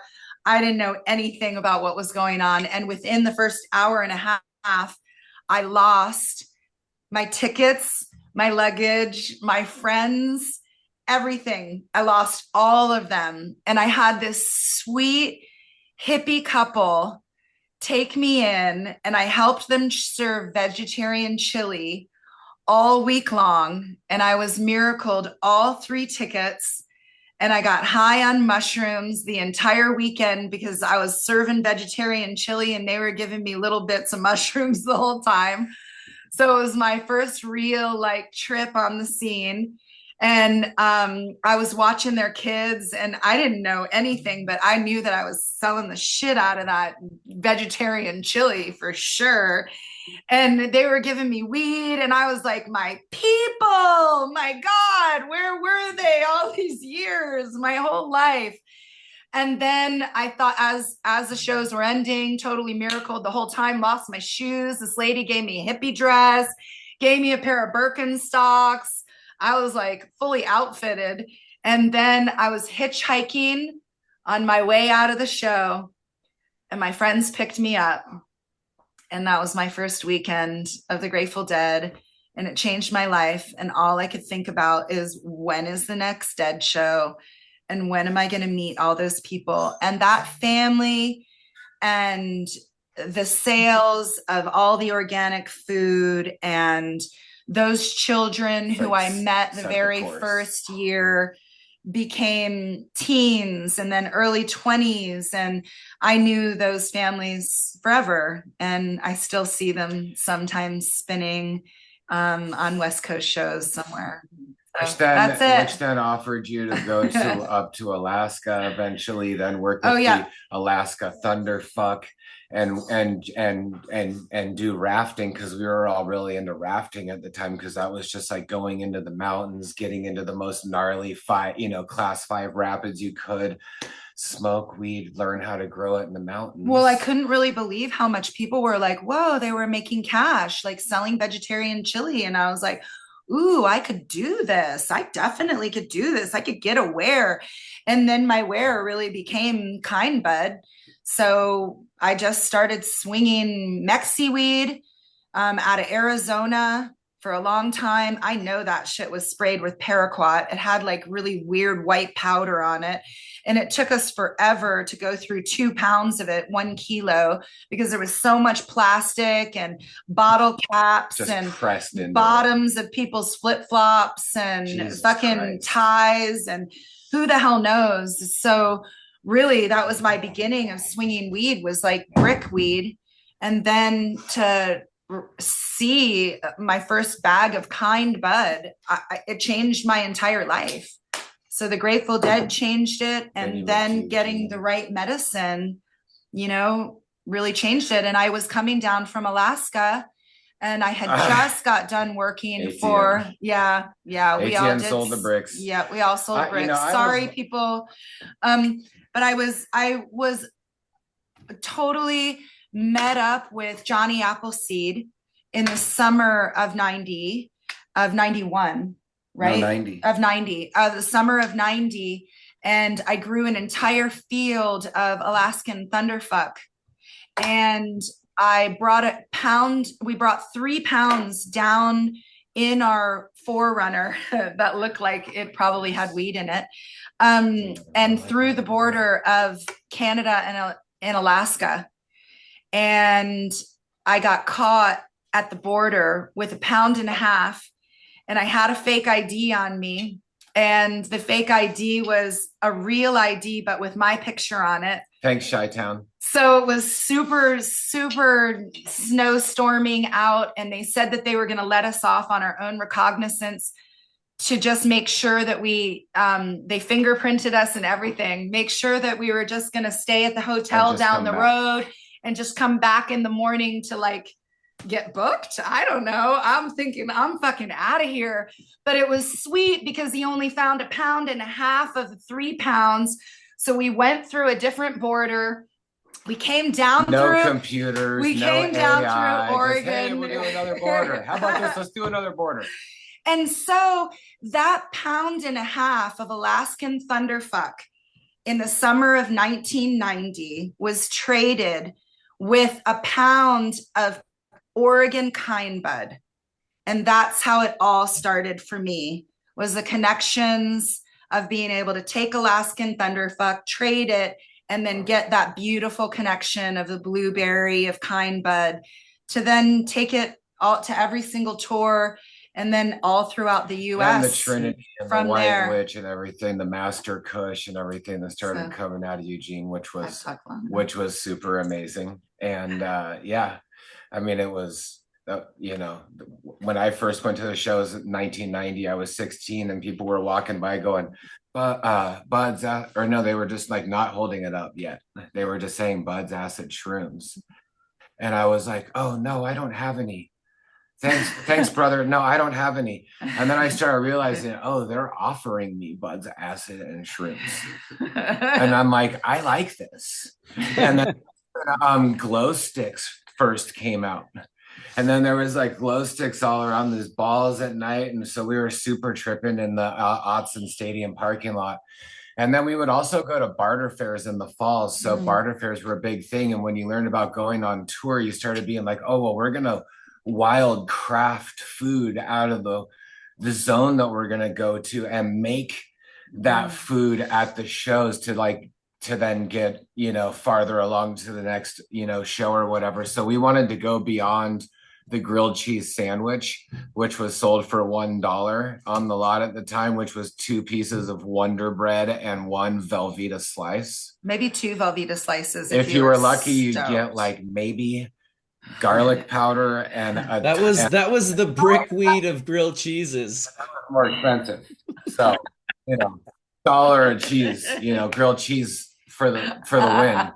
But we started realizing, oh, if you have a food booth at the shows, you get in before like all the cops show up because you're there setting up the show and setting up the booth. So you kind of want to set up the booth and the show and become part of productions in order to get everything onto the parking lot. Because then all the properly. weed and the mushrooms can be brought in before all of the cops come.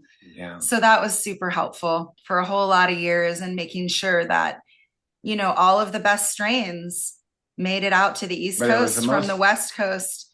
And that really is what started even Dem Pure and the regenerative movement, was that we were up in the hills and only buying from organic, beautiful family members that I knew from tour.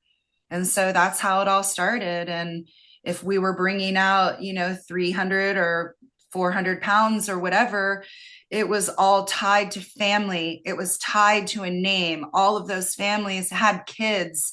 They needed that money to be able to get through the next season and to be able to maybe pay off their mortgage or whatever. So it was the Grateful Dead and cannabis that really set up a tremendous amount of the farms that are all owned in Northern Cali, in Southern Oregon, that are still legacy farms today. And they were all paid off because of that time period and because of that slyness that we all had in working together as sort of a family unit on tour. And making sure it's organic. And then that's when we discovered British Columbia in 1998 and wanted to have a better situation. And that's when we discovered bubble bags, and that's when we discovered making hash, and that's when that whole second or third wave or era started. But that was all. The only reason we ever would move to British Columbia was because Jerry died. If Jerry would have stayed alive, we never would have moved.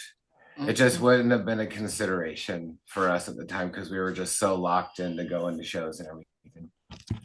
Well, Courtney had mentioned earlier the 1972 Europe, which was amazing to tell that story. But another, for me, as a person who's just watched the Dead from afar and been a fan and, collected the bootlegs and done all of that, I would love to hear about your trip to Egypt. And was this the same trip to Egypt that the Dead went on?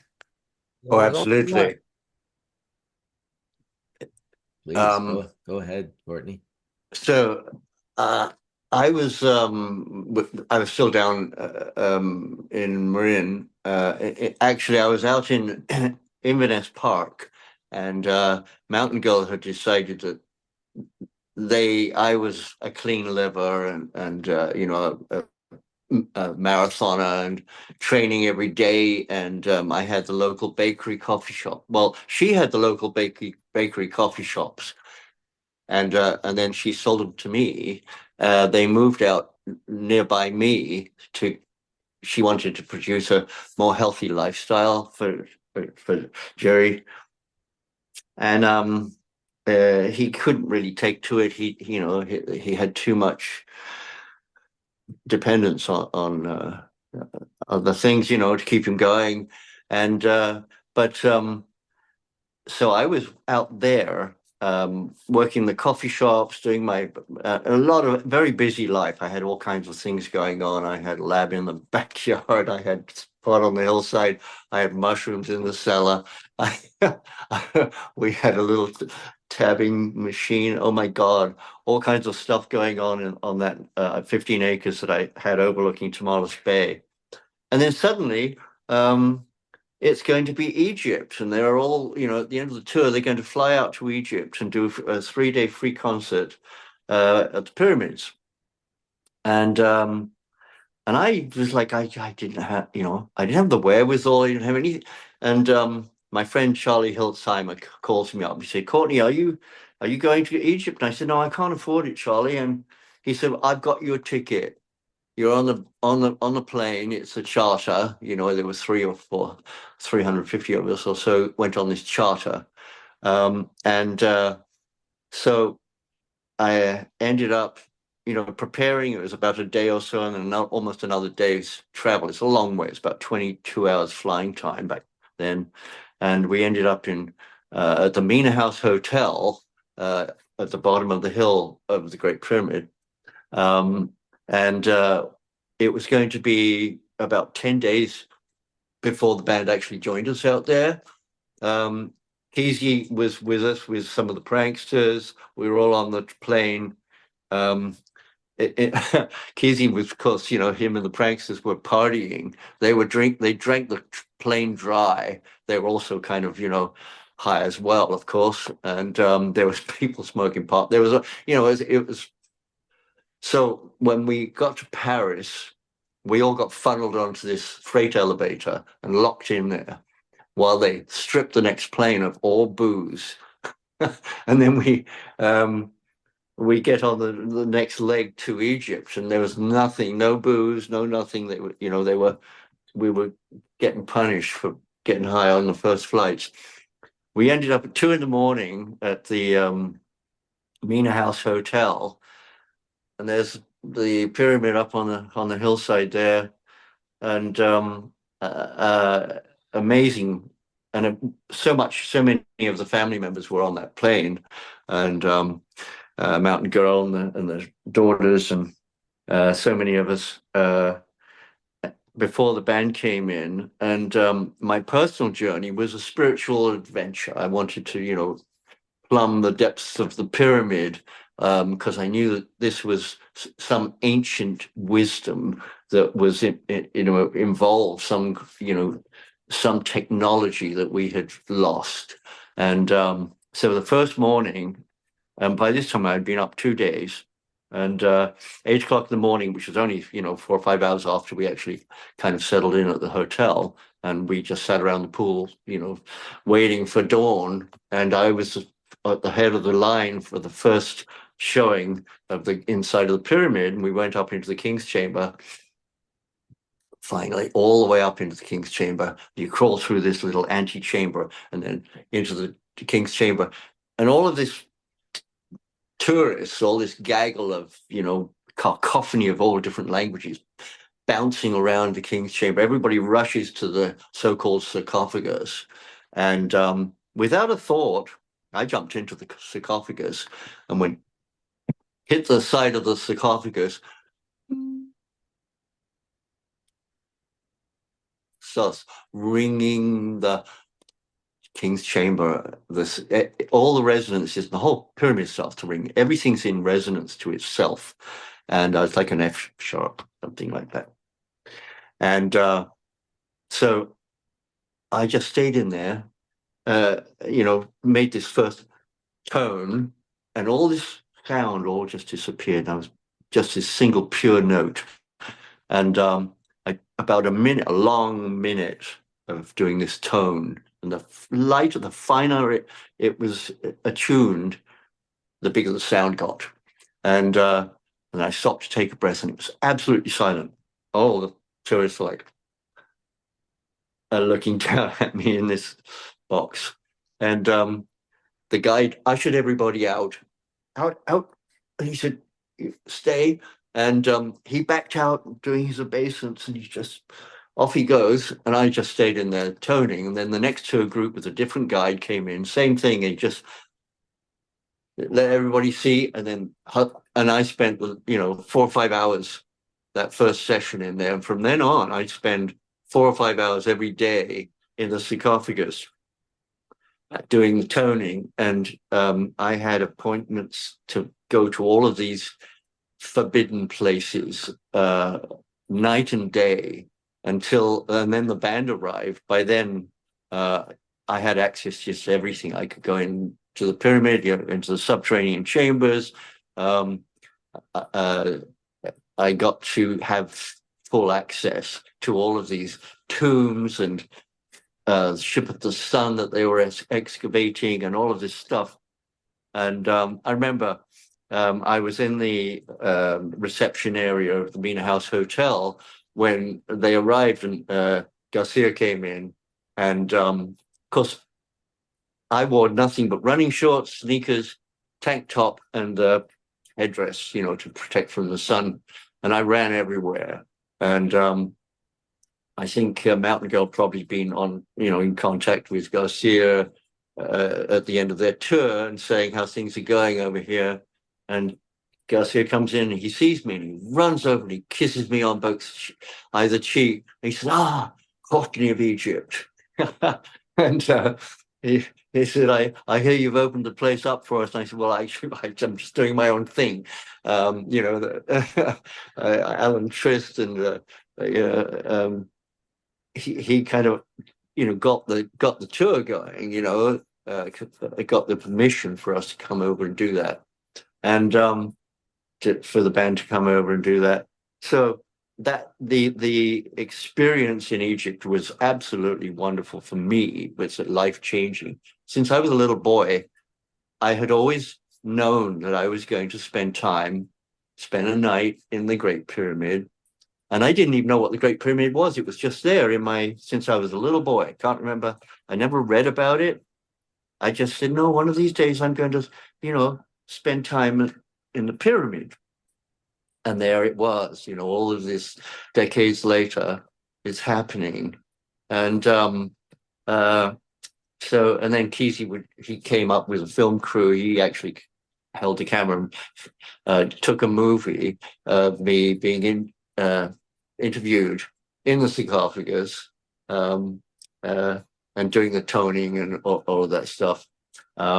There's a lot of cute stories, but I remember going down into the subterranean chamber that first day and finding the pit and then looking across the pit because we just had a little candle, looking and there's this little opening on the other side of the pit. And I said, well, I got to check this out. So I had that next day, I was down there early in the morning with Nikki Scully.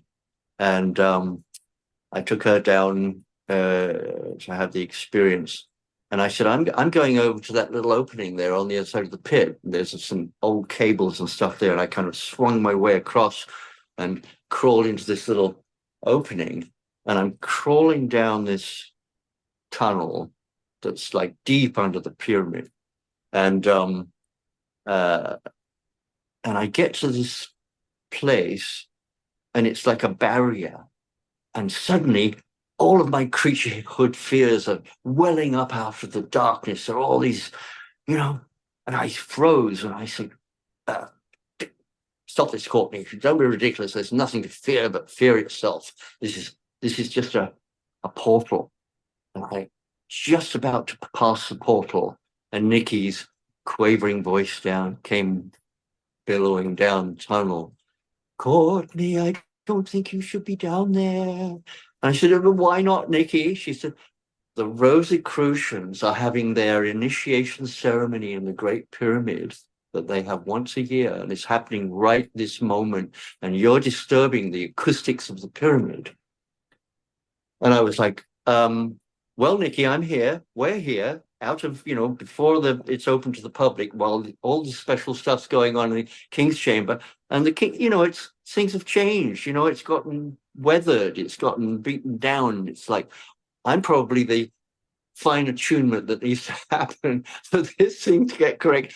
I took my way in, and then I passed this portal and kept on. And then finally, it ends. There's nothing there. It's just bedrock. It was a blind tunnel, as I called it.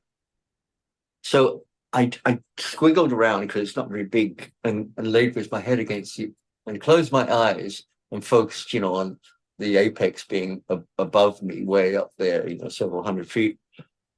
And suddenly I'm out in the stars, I'm traveling through the universe, and all of these galaxies are being born, and all this stuff is happening, and I'm going through eons and it just extraordinary experience.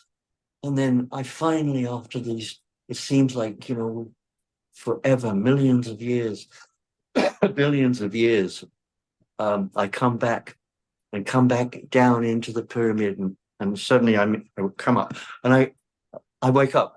I come back into my body, and I thought I'd just be a desiccated husk because I'd been gone for since the dawn of the universe.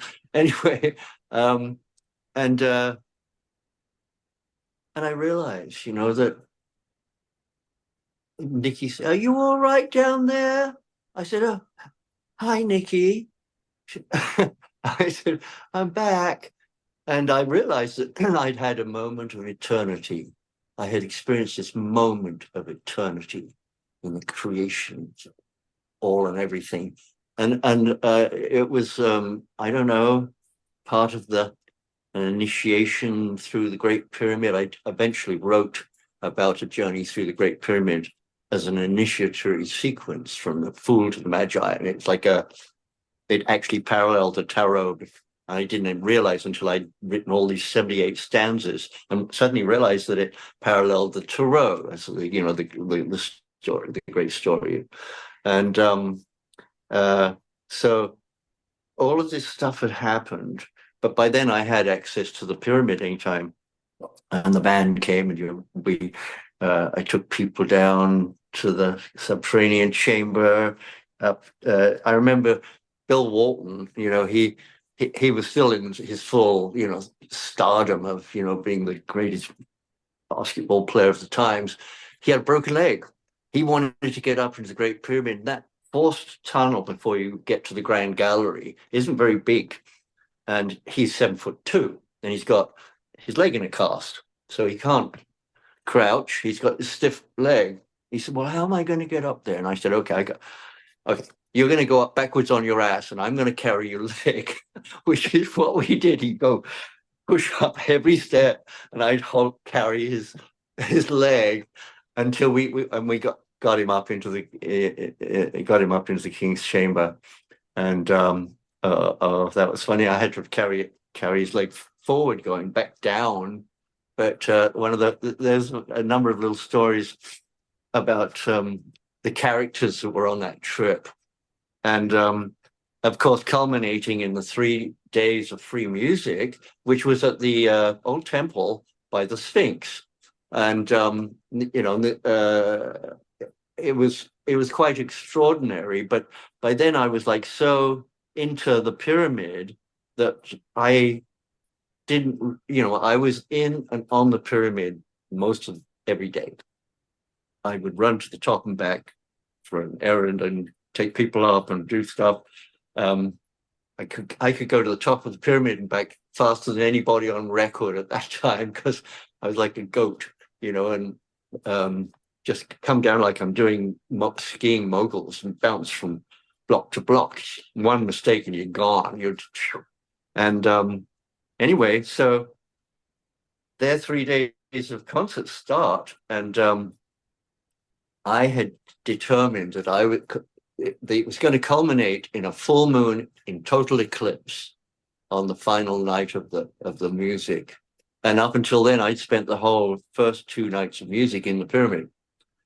And then I'm on at the entrance to the pyramid, bands started playing, and I'm waiting for the pyramid to be opened for me. And I hadn't made arrangements or anything. And I just projected this in my head.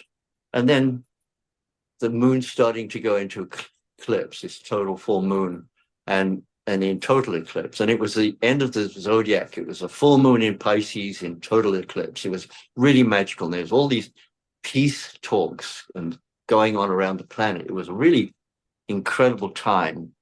And suddenly there's the mayor of Giza, and he just looks at me, and not a word. He just opens the pyramid, and I go in and pitch blackness without any light at all, and we go up into the king's chamber, and there's Alan Triss and John Cutler, and they're trying to get the sound. We're trying to wire it for sound, so the sound from the stage would be reflected back from the acoustics of the king's chamber, but it never did work. And the pyramid kind of defies the technology of our electricity and all. It's all very intermittent. It's it's very strange forces going on in around the Great Pyramid.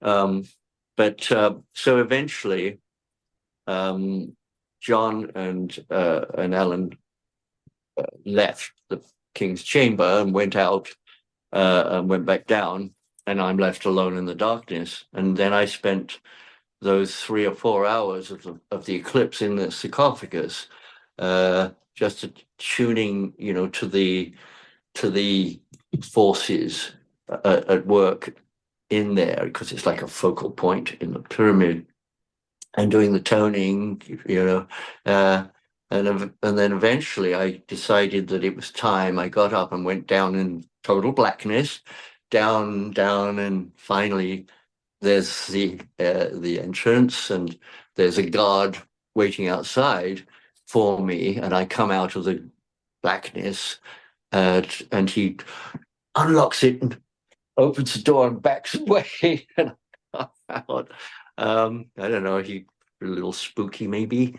And I go down to the stage, and it's all evening that the power had been intermittent, and I saw Owsley. I took a dose, but what was extraordinary was all of everybody was all, the backstage.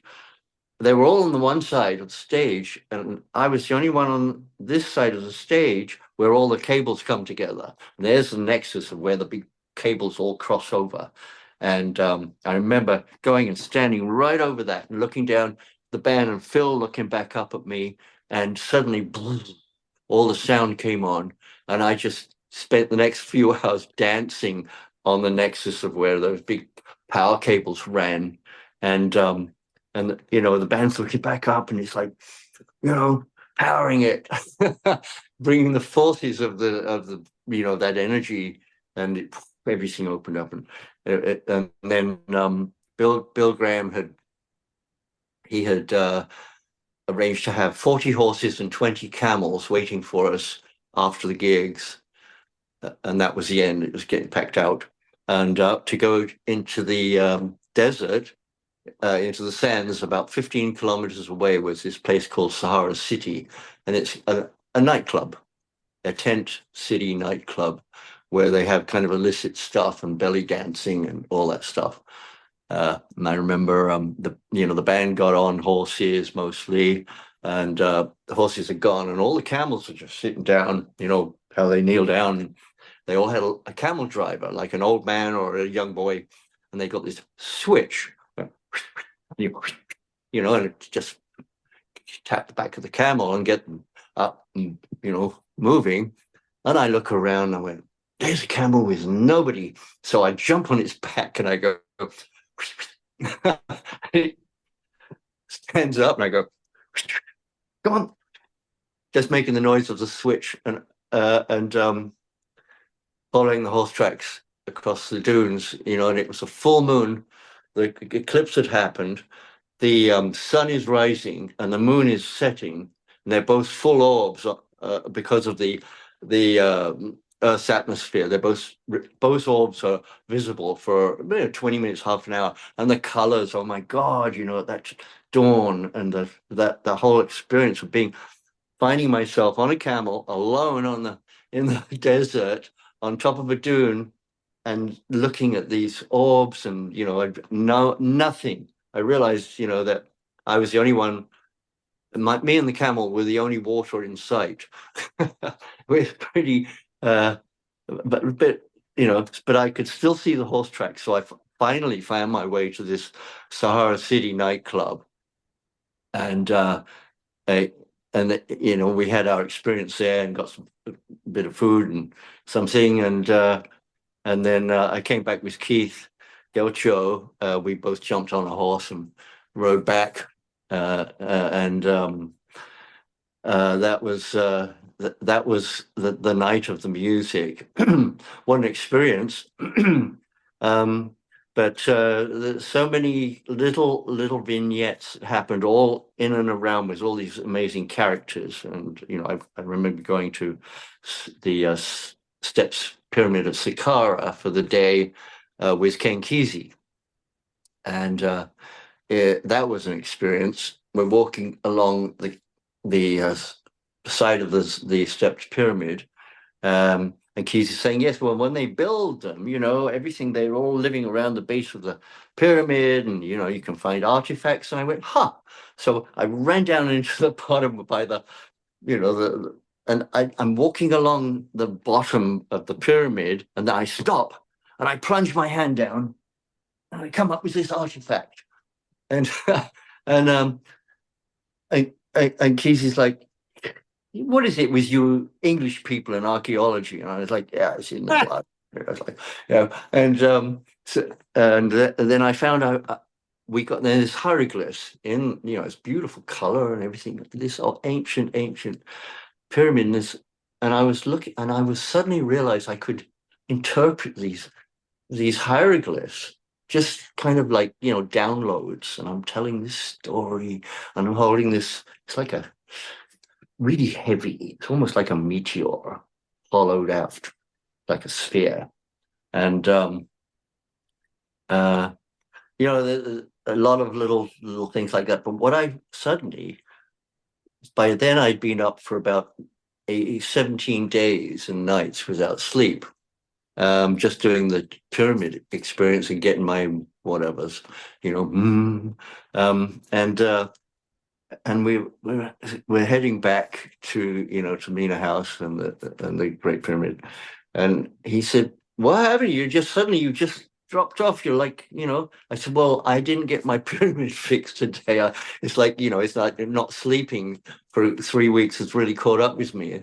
So we get back, and I went to the pyramid and got my fix, got revived. So even though everybody's got a great story about their time at the Great Pyramid, and especially the band, and but I was on my own trip, So that was my experience. So everybody's got their own story of what really happened for them. I love there. how you're on a camel in the desert near the pyramids, going off into the unknown. And you can tell that it was your own experience because in that experience, you don't even drop the fact that you're following the Grateful fucking Dead on the camel. Like that was an incredible story, Courtney. It Well, may that's be a the good point. greatest, Yeah. it might be the greatest story I've heard ever in regards to a Grateful Dead story. It gave me a good laugh and it made me feel really good and brought me joy. So I appreciate that and definitely want to hear more of that all the time. Co- It's so Courtney, good. Courtney, Oh, were thank you you. Courtney, were you there when George Walker and Ken climbed the pyramid to fly Well, the it flag was from the peak? we were all up there, and Ken was there too. But George climbed the pole. The apex of the pyramid is kind of missing, where the cap, there would have been a capstone, and anyway, that top 60 feet or whatever is a flagpole, and so somebody had the great, brilliant idea to hang a Grateful Dead steal your face flag up there. So George Walker, being a boatman, he shins up and ties this flag up there. Well, on the way down, he's skimming down. He gets a splinter this big in his dick.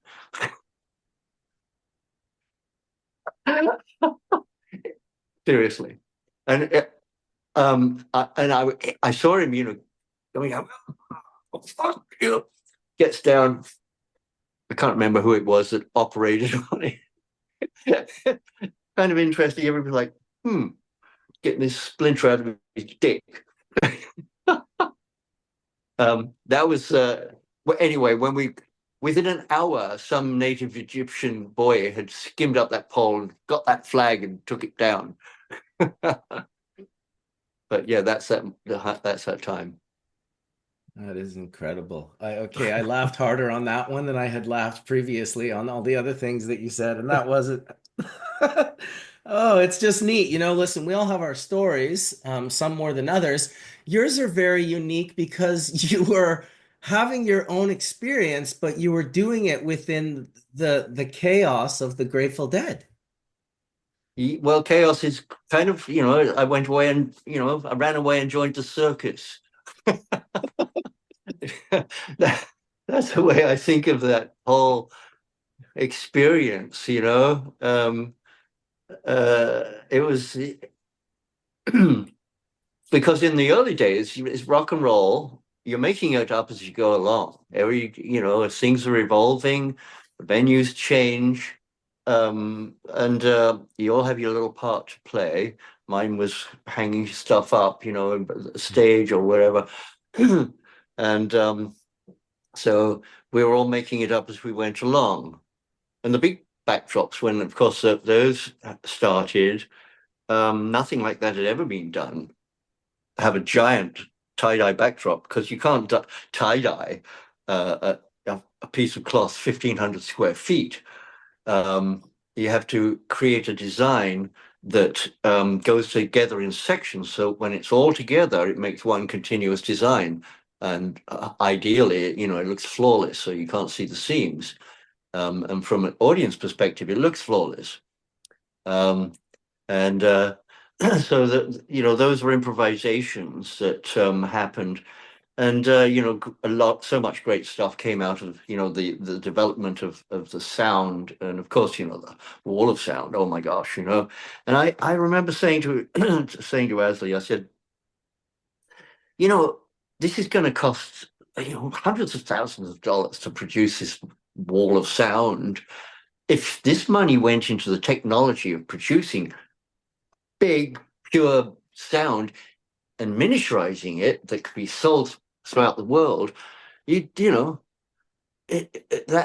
seems to be that money better spent. And he said, "You're probably right, Courtney, but we're we're going to do what we're going to do it our way and do make sure it's like the best analog ever produced, and of course later on, very shortly after, within a few years, they were producing small big sound out of small, the new technologies. But the Grateful Dead were always ahead of the curve when it came to improvisational development of the sound and their music. And that's one of the reasons they were so highly respected amongst the musical community of other players in the world. They were so unique in so many ways, and their whole journey as they advanced and developed sound, and quite extraordinary, and such an honor to have been around on the bus at that during those early decades. Incredible. Hey, Courtney, I'd like to ask you, I'm not sure if he was around at that point, but my uncle, who's not my blood uncle, but he was my dad's partner in crime and his best friend and someone I grew up with, taught me how to drive, very close family friend. He was the Dead's early road manager, Jonathan Reister, JR, and he knew Jerry from Palo Alto days, but also another close friend, Rosie McGee, who Yeah. was photographer. Yeah. And also Tom Salter, I think, was part of that. Well, troupe. those are really more 60s. They were, more late 60s into the maybe early 72 or something. Yeah, Rosie's really the only one that I really know and became good friends over the years. And of course, she was the first one to do any kind of tie-dye pieces on the stage for the amps and things in those early years when they were starting at Haight Ashbury, and she was partnered with Phil at the time. And of course, Yeah. she's still putting stuff out. But Rooster, I never did know those. Of course, I knew the names, but I never did meet them. Yeah, Rosie's still she's still around. She's awesome. She's still a good friend. She was like our childhood family photographer. Right. My mom moved to Marin in like 63 or so, and then moved to Haight-Ashbury right after that. And that's where my dad and Jonathan Reister became partners in crime. Did What a all great kinds of, time. they all kinds of stories growing up about the Dead. And my family, we spent time at the ranch and stuff, and my mom used to I grew up with all kinds of crazy stories. I never really knew the significance of it until growing up later, and then the Dead kind of reemerged in the 80s and became the big thing. But anyway, it's awesome just hearing your firsthand account, because all the stories that I heard from Jonathan was kind of a notorious character, and you never knew what was true and what wasn't. But the Dead just they were this bigger than life. And one thing I was going to mention earlier when you guys were talking about kind of just the Dead as an industry, it's like I think they were the first. They weren't just a band, right? They were like a cultural movement, and Yeah. part of that was funded through illicit sales of substances and the production right. and sales of cannabis, and that's one of the things that my dad was somewhat involved with, was helping with that, and the cattle trucks and the airplanes that were part of the Dead's enterprise, because that's how you got everybody to Egypt. It wasn't just on record sales or ticket sales. It was No, that's right. Yeah. We had our own booking agency and a guy that would arrange it for us, but it was Frankie Weir at the time that started Fly By Night Travel. What a perfect, fly by night, here today, gone tomorrow. It ran for a year or two, so we were saving a certain amount on the tours, through having our own travel agency. And then it was gone. It was just done. Yeah. there were a lot of little enterprises that started up. We started our own record company that was in the Rakow days, and it was Round Records and Grateful Dead Records, uh, and there was a number of albums out. There was the Mars Hotel album. There was the Robert Hunter album. There was Keith and Donna. There was a Weir album, Bobby Ace, and there was all these. Suddenly, there was half a dozen, and Rakow started the record company. We were living at the big house that was Crosby's house, old house at the time, and I went out as the lead promotion man for the Southeast. And I said, why do I get the Southeast particularly? He said, well, because of your Englishness and the fact that when we got busted down in New Orleans, we hadn't been back since, and they were pissed at us because they felt abandoned. So you're going to start at the Highlight Stadium in Florida and work your way up the coast. And you're going to, you're going to open up, the sales and things through radio shows for the band to come in a couple of days behind you. And so that was an interesting gig to overcome all of this southern angst against, they deserted us, they left us, being everywhere, he just left. I said, well, they did get, busted. It was like, it wasn't very, and they weren't really welcome back, except for the fans, but they're back now, and it worked for me. I smoothed things out, and I had a great time doing live radio shows, mostly FM stuff.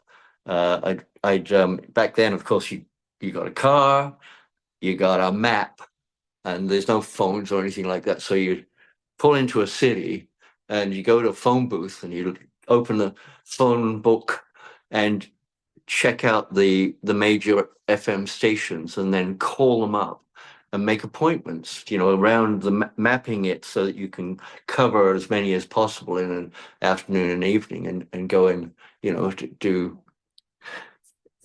a show, do a talk show. So met some interesting people. I met a guy with big snakes, a guy with a cheetah. I'm in his living room.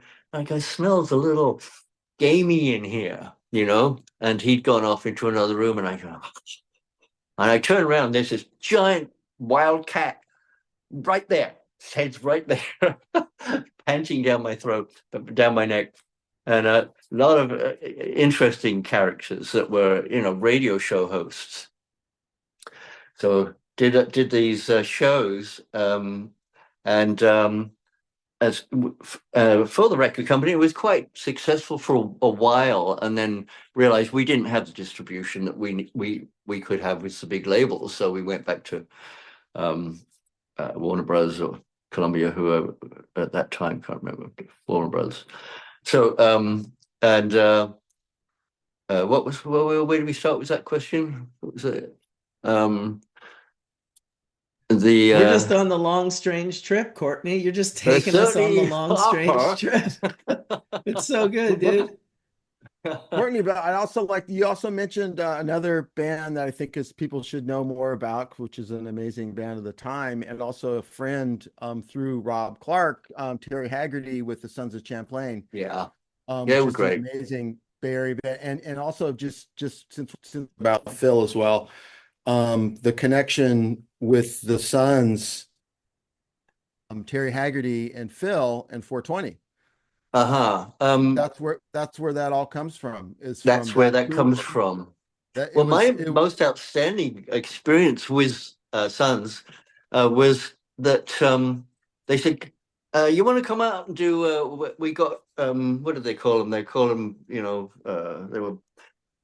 go to the top of Mount Tam. They had modified these big old heavy framed bicycles, and they would kamikaze down the mountainside, then get a ride back up and do it again. And So I get on this, thing. Well, that was the beginning of mountain bikes in the whole world, the very beginning. And suddenly there's the Potter, and I got invited by one of these. There was two guys that had started this company that had the state of the art mountain bikes in anywhere, right there in Marin. And I said, I'm involved. I got my own thing going. But I like to keep up with it and go out riding but the Sons and Haggerty, they were real true characters that never veered from the path. They're absolutely splendid people. And To this in day, those by the early way, just days, so you they know. were just great to hang with. But anyway, that was a little bit of history about the mountain bikes developing right there from them.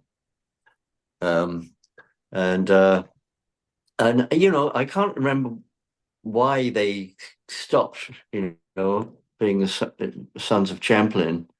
It kind of phased out before the 70s were over, seems like. But those days, of course, they'd always start open locally for the Grateful Dead, and then the Nerps would do second, and then the Dead come on later. And so I was, doing their stage stuff for each of those bands, and they were wonderful times, and everybody was still developing, exploring, and we were all young. We were all in our 20s, every one of us at that time, and just splendid. So, but yeah. Tell me more about the Sons that you about what you know. Yeah, no, Terry Haggerty's a good friend. And he's still around. He's still Oh, plays. good. He's still amazing guitar player. Great, grows amazing cannabis, great breeder. He's still out there. But I just thought not a lot of people know the connection with 420 on how this number became a thing with cannabis. And it's because of that small community there and the Waldos who in Marin, right, who coined that term. The older brother went on tour with the band that was formed with Terry on guitar, Phil on bass, and I want to say Dave Crosby might have been on that too, but it was just a thrown together band. I don't know how many venues, how many nights they went out, but the older brother of the Waldo was the guy who brought the 420 to the Dead through that tour. And that's why we have the 422 this day, is because that little Marin County thing in our little community. And then it went, Right. How did the name 420 arrive? Well, that was supposedly they were looking for a patch and they were going to meet at a certain time of the day. So they in just a small clique had the number, but then the older brother through his little brothers also knew it, associated it with cannabis. And then so they took that on tour with Terry and Phil, and then that stuck with the Dead, the rest of every other tour from then. And that's today why we have 420. Cool. Yeah. Cool. That's a vital bit of history.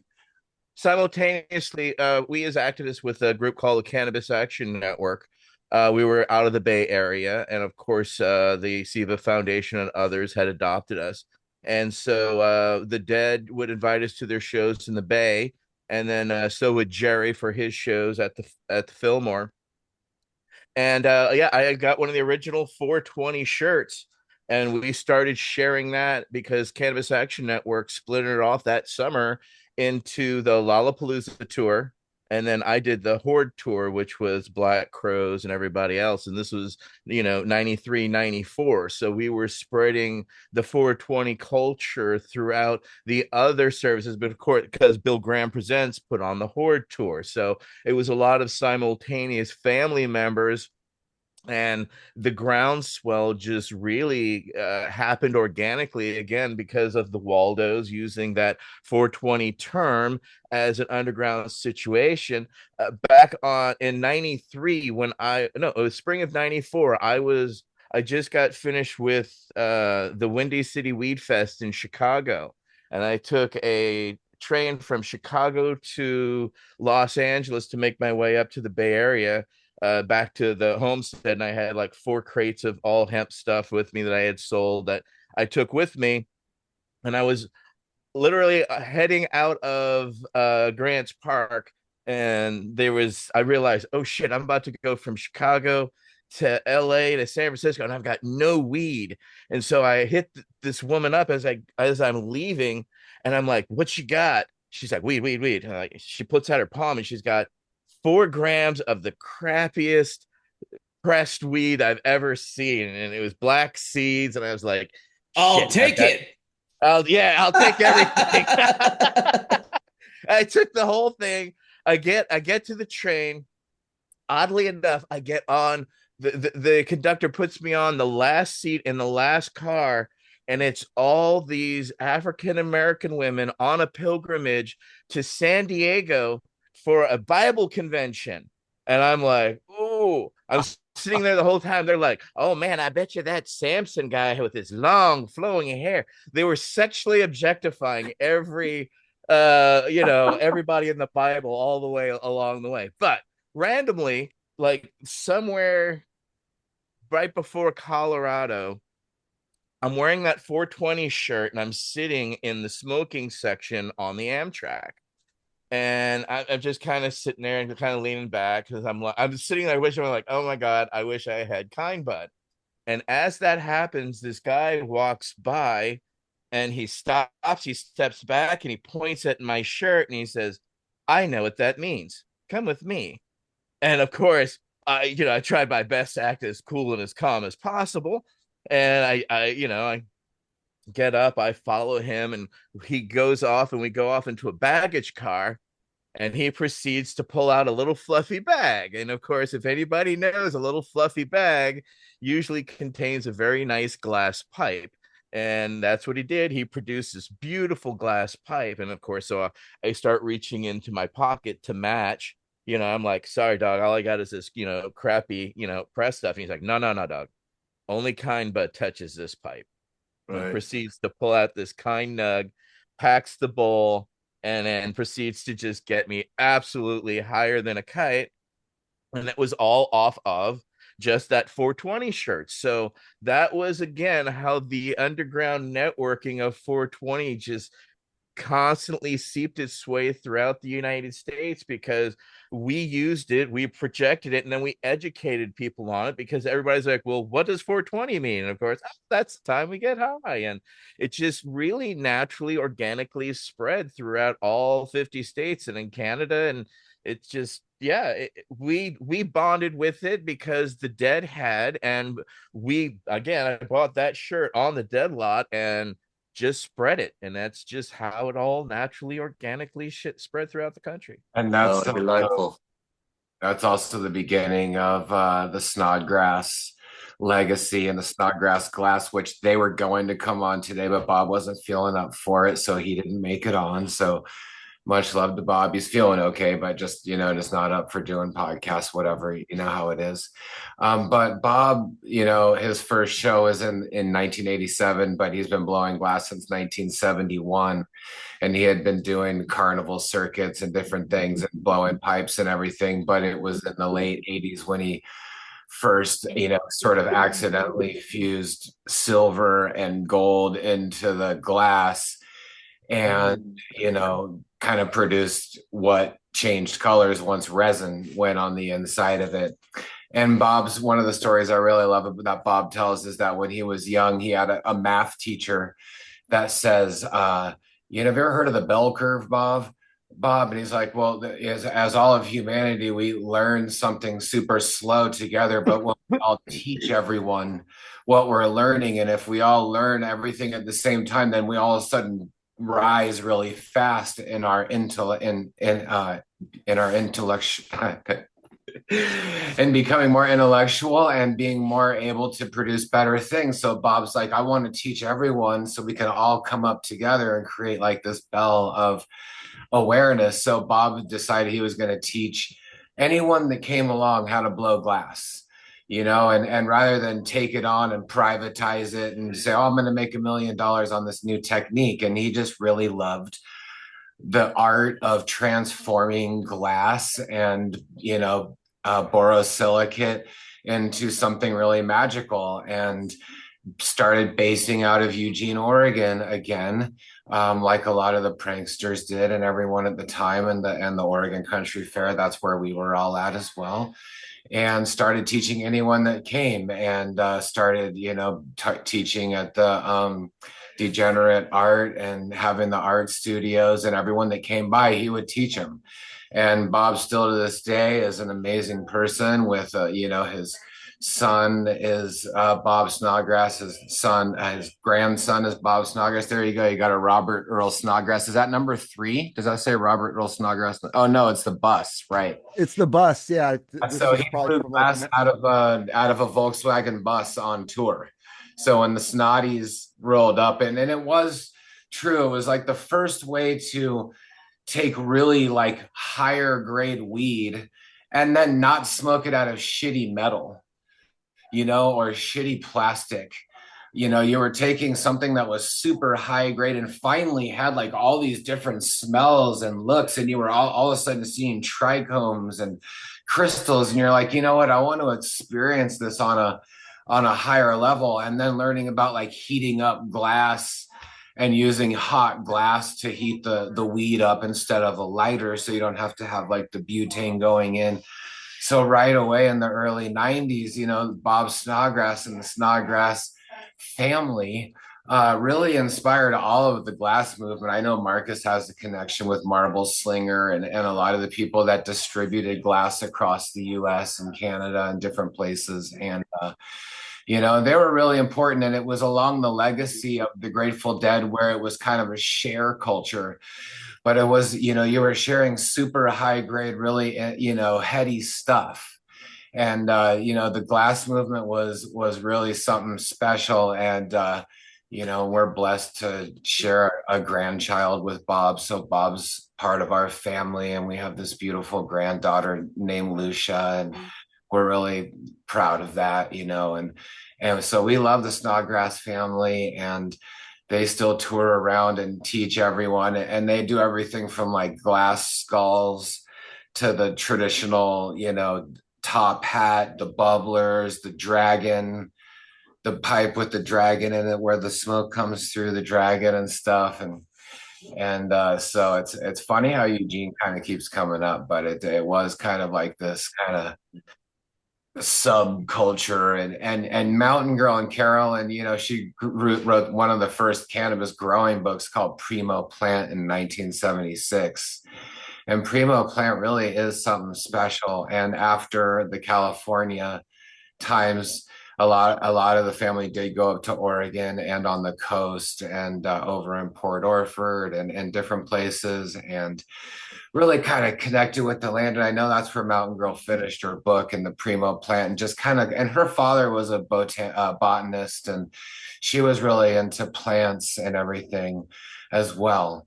And a really beautiful, special lady. So we have a lot of love for her and the family. But that book's super influential and super organic, talking about, burying, snakes at the bottom of the hole, or fish at the bottom of the hole, and kind of there you go. ATN has a top hat. Hammer. Yeah, the hammer top hat, and that was, I mean, if you had a Snotty on tour, you were really stoked. And everyone remembers the first time they broke one, as well. And the marbles on there. And his grandson, Bob Snodgrass, 1998, is an amazing black glass blower as well. So keep looking for, and the Snodgrass family genetics, Bobby and Meredith, also are still blowing an amazing glass, and really still innovating, still blowing, like, different, everything from, star, different things that come from the sky, meteorites, uranium, all kinds of different things that glow, Moldavite. Exactly, moldavite, that's it. And then also, like, I think it's like some of the uranium type things, which is weird because it's radiated and stuff, but glows when you put a black light to it. So you take one piece and you look at it, and then you take the black light to it, and bam, it's a whole different set of colors. And there's some really beautiful marbles that come from that and stuff. So yeah, I mean, it's a lot of the world that we have here does have roots in that counterculture, which really the Grateful Dead, held that, and it was a big part of our inspiration. We're always so respectful to our elders and people like Courtney, and even Nikki Scully was from Eugene and did all of her stuff out of Eugene, and she created a space at Country Fair called Altered Space, which was an altar which had different deities and different things from all over the world, and continued to take people on tours to Egypt, which is really special. And I know Indigo out of Eugene still does a lot of tours, or at least who knows if they still do them, but those tours kept going, Courtney. A lot of people kept to Egypt, and having that really good experience. Right.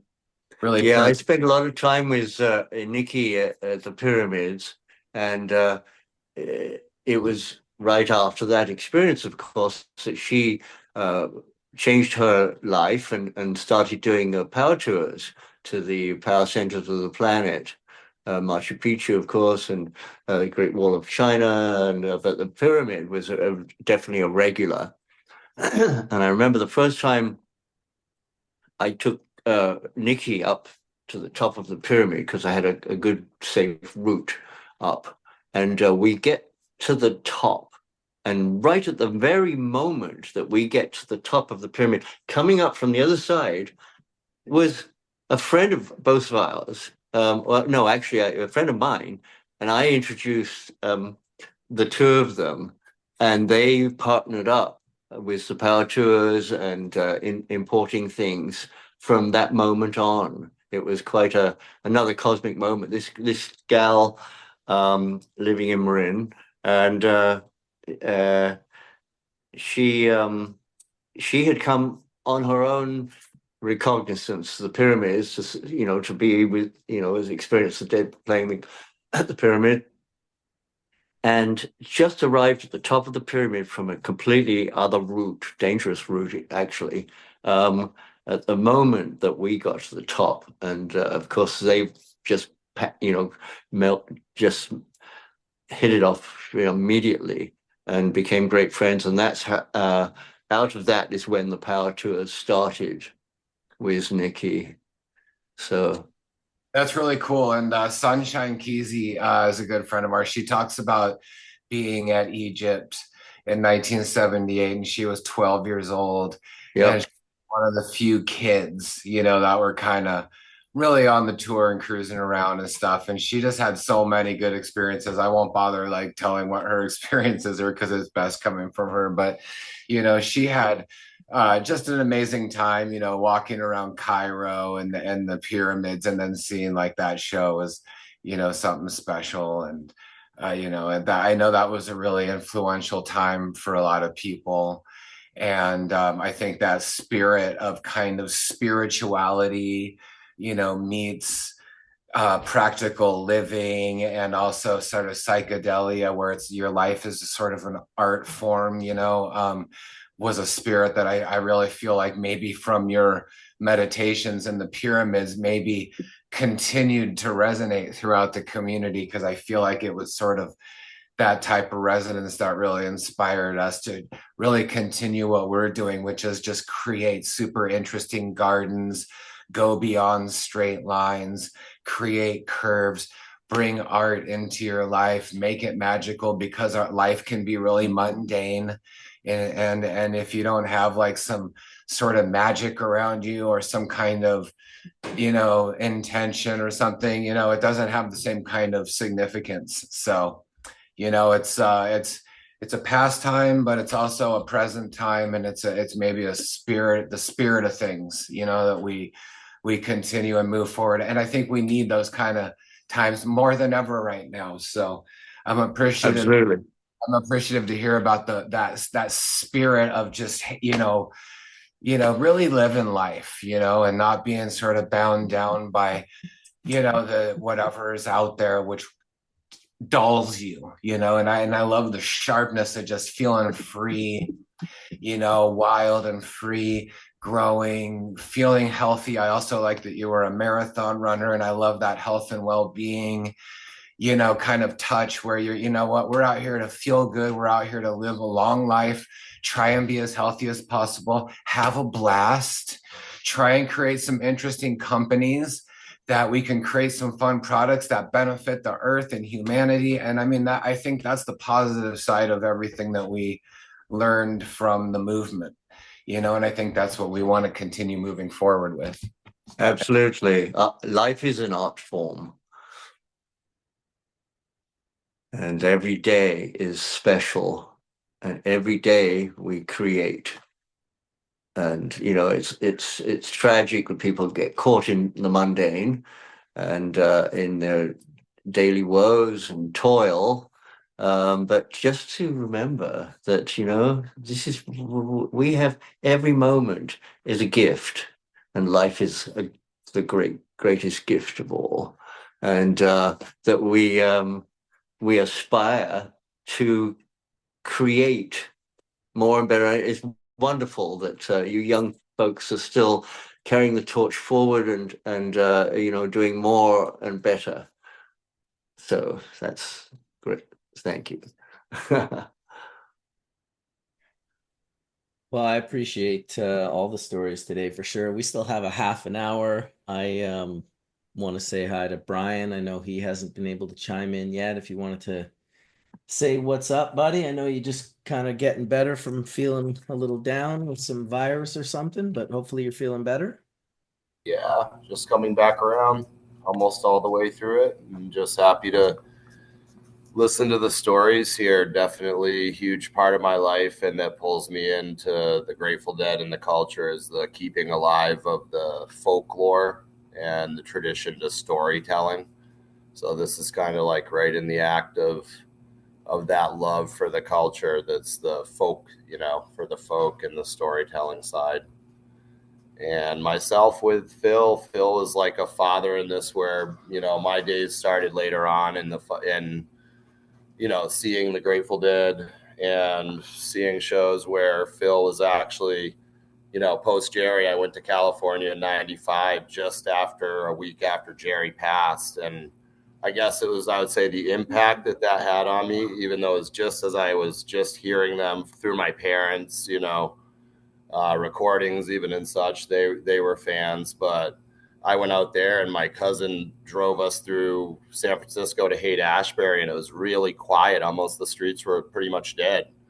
And he told me it's never like this. It's just where Jerry Garcia had passed on. So the impact that had kind of set in with me with the music. And therefore, it was kind of Phil was the man. Phil was the father. So just really happy to be part of this, to listen to the folklore and the stories that are getting told today. Thanks for having me. Yeah, sorry for sneezing right when you were talking. That was my bad. I had smelled some really nice hash, and it kind of tickled my nose. I was like, no, I'll be fine. And then as I was about to sneeze, I was like, I bet you my mic's not muted right now. Johnny B, mute your mic, Johnny B. Right? You're pulling a Johnny B there out the gate there, bud. Dude, I'm happy to pull a Johnny B. He's fucking awesome. We got to see Phil Lesh at the country fair during the 50-year anniversary. And it was a really special show because it was a Friday night show. They played a night show at the fair at the main stage. And it just was like a really special time when it just felt like people from all ages, from all eras, people that were there from the first show to the last show. And Phil had like his family, I think his sons or whatever, playing with them, and it was just so. And you can listen to it online.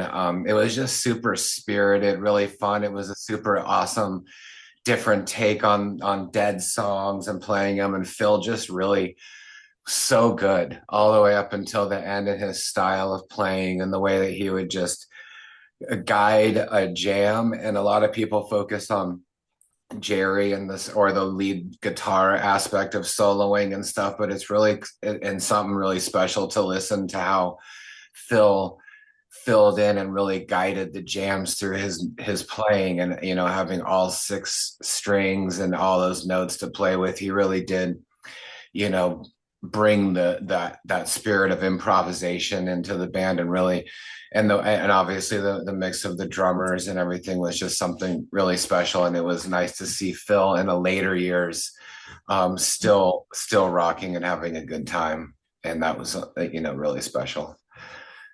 I don't know if anyone saw that. Hey, while there's a downtime, I want to give a shout out to our friend Wade. Our friend Wade is on with us, and he's going, of course, through his cancer treatment and all of that. So I've just posted the GoFundMe in the YouTube. So if anybody has anything you can spare, life is hard enough with cancer, and of course the cost of expenses here in the United States is absolutely terrible. So I'm going to take this time to do a plug for wonderful Wade Laughter, who is a Vietnam veteran and one of our friends in the groups of the Veterans Action Council. Of course, we know all of you hash churchers love Wade too. So I want to hear from Wade and say hi to him, but I also want to remind everybody to please, if you have $5, a dollar, whatever you can contribute, to share to that GoFundMe. I've also Wade, pinned how you that doing? GoFundMe to the top of the chat. Good. Thank you. Did anybody else see Phil and Friends shows? You mentioned the Oregon Country Fair. I was there. We haven't talked about that. We talked a lot about the Grateful Dead, but what Phil did in the 30 years since then with his Phil and Friends and bringing in a different ensemble for virtually every show was absolutely a remarkable way to continue the musical exploration and experiment that the Grateful Dead were. Dead and Company, largely are playing within the same, almost a cover band. I know that they're good and so on, but Phil was absolutely continuing the experiments that the experimental music that the Dead were, and continued that until this year. And does anybody have any thoughts or stories about seeing Phil and Friends in the last 20 years? They were an incredible ensemble. I sure loved the bootlegs with Trey and Mike. What was it at the Fillmore? Yeah, that was in '99 at the Warfield. Those were mental. Those were actually some of my favorite bootlegs, period, ever. Yeah, that was in April of '99. That was some And magical music. yeah, you're absolutely right, Brian. I mean, I don't know. I mean, I was really, a Garcia guy through and through. And so when Jerry checked out, it was like almost a difficult thing to kind of think that someone else is playing in his position in that band. And, I think we all have our favorite, you know, Jerry kind of clones. I mean, Trey just brings an incredible energy all unto himself, and certainly came through the Grateful Dead portal in his learning of music, as is many players these days. I think Jerry affected just what he did to live music, and what he did to his guitar affected everyone that came after him. But to speak specifically to Phil and Friends, I think that, like, for a lot of us, and again, I guess you call me a purist.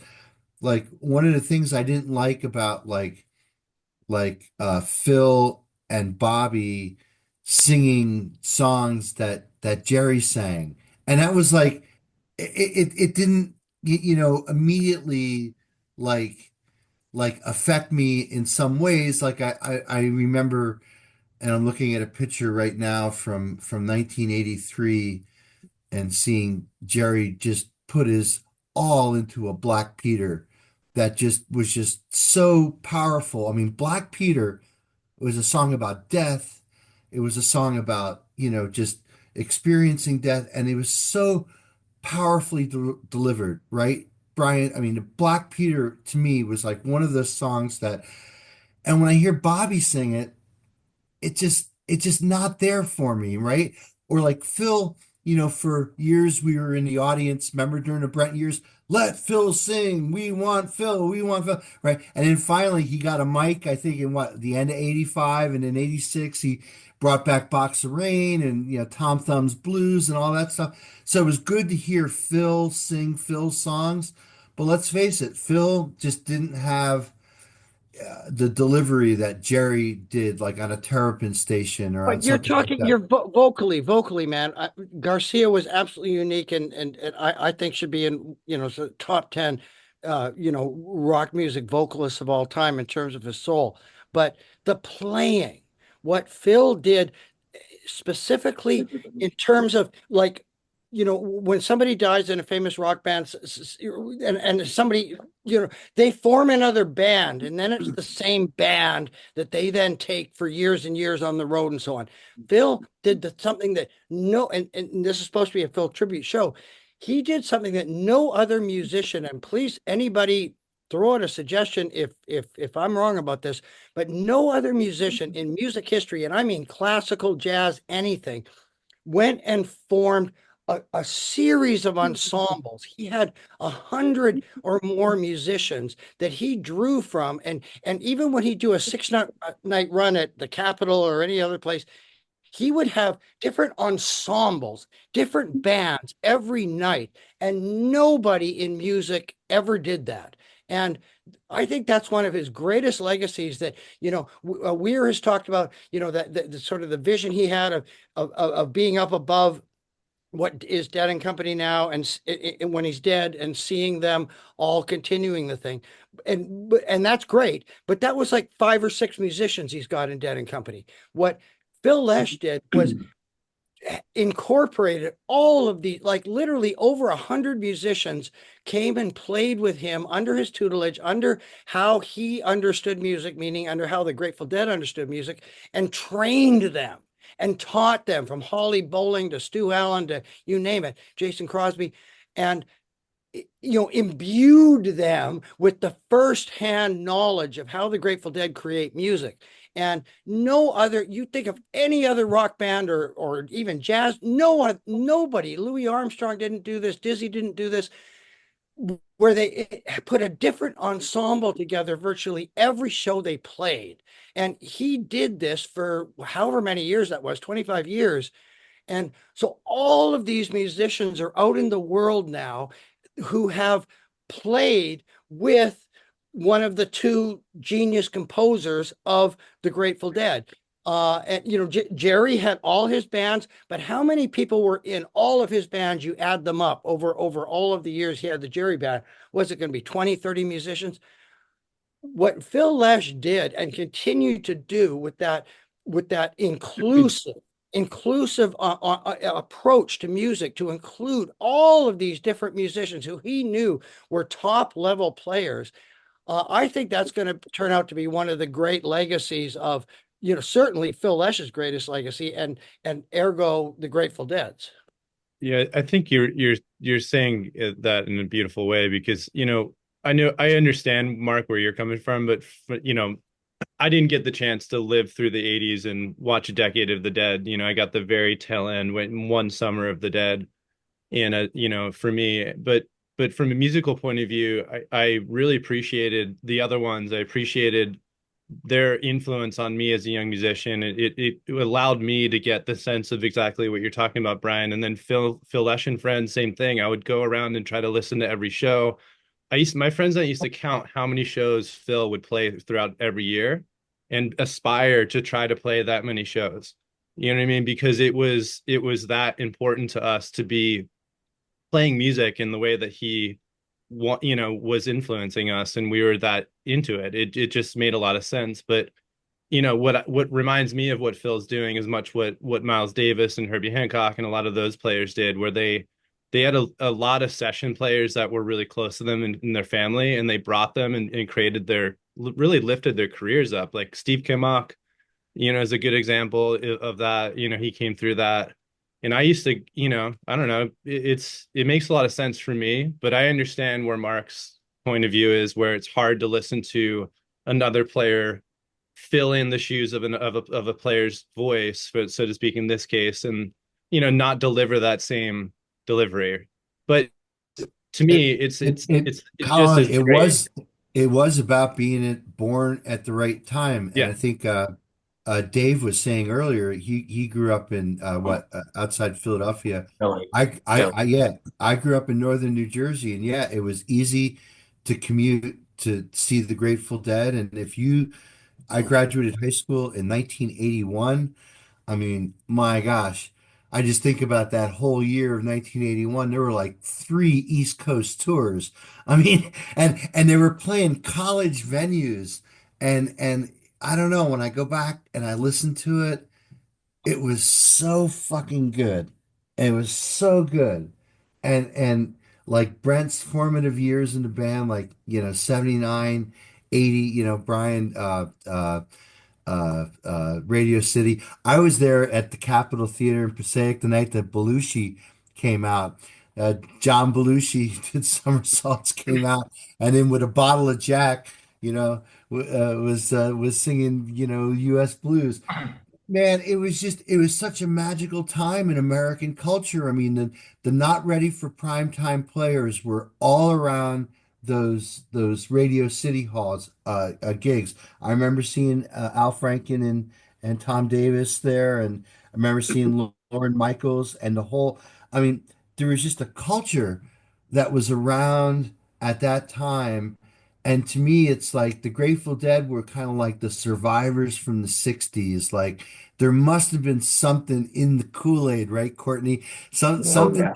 preserved these hippies through the 70s where shit just crashed. And now here we are in the 1980s, and the Grateful Dead had this tremendous songbook.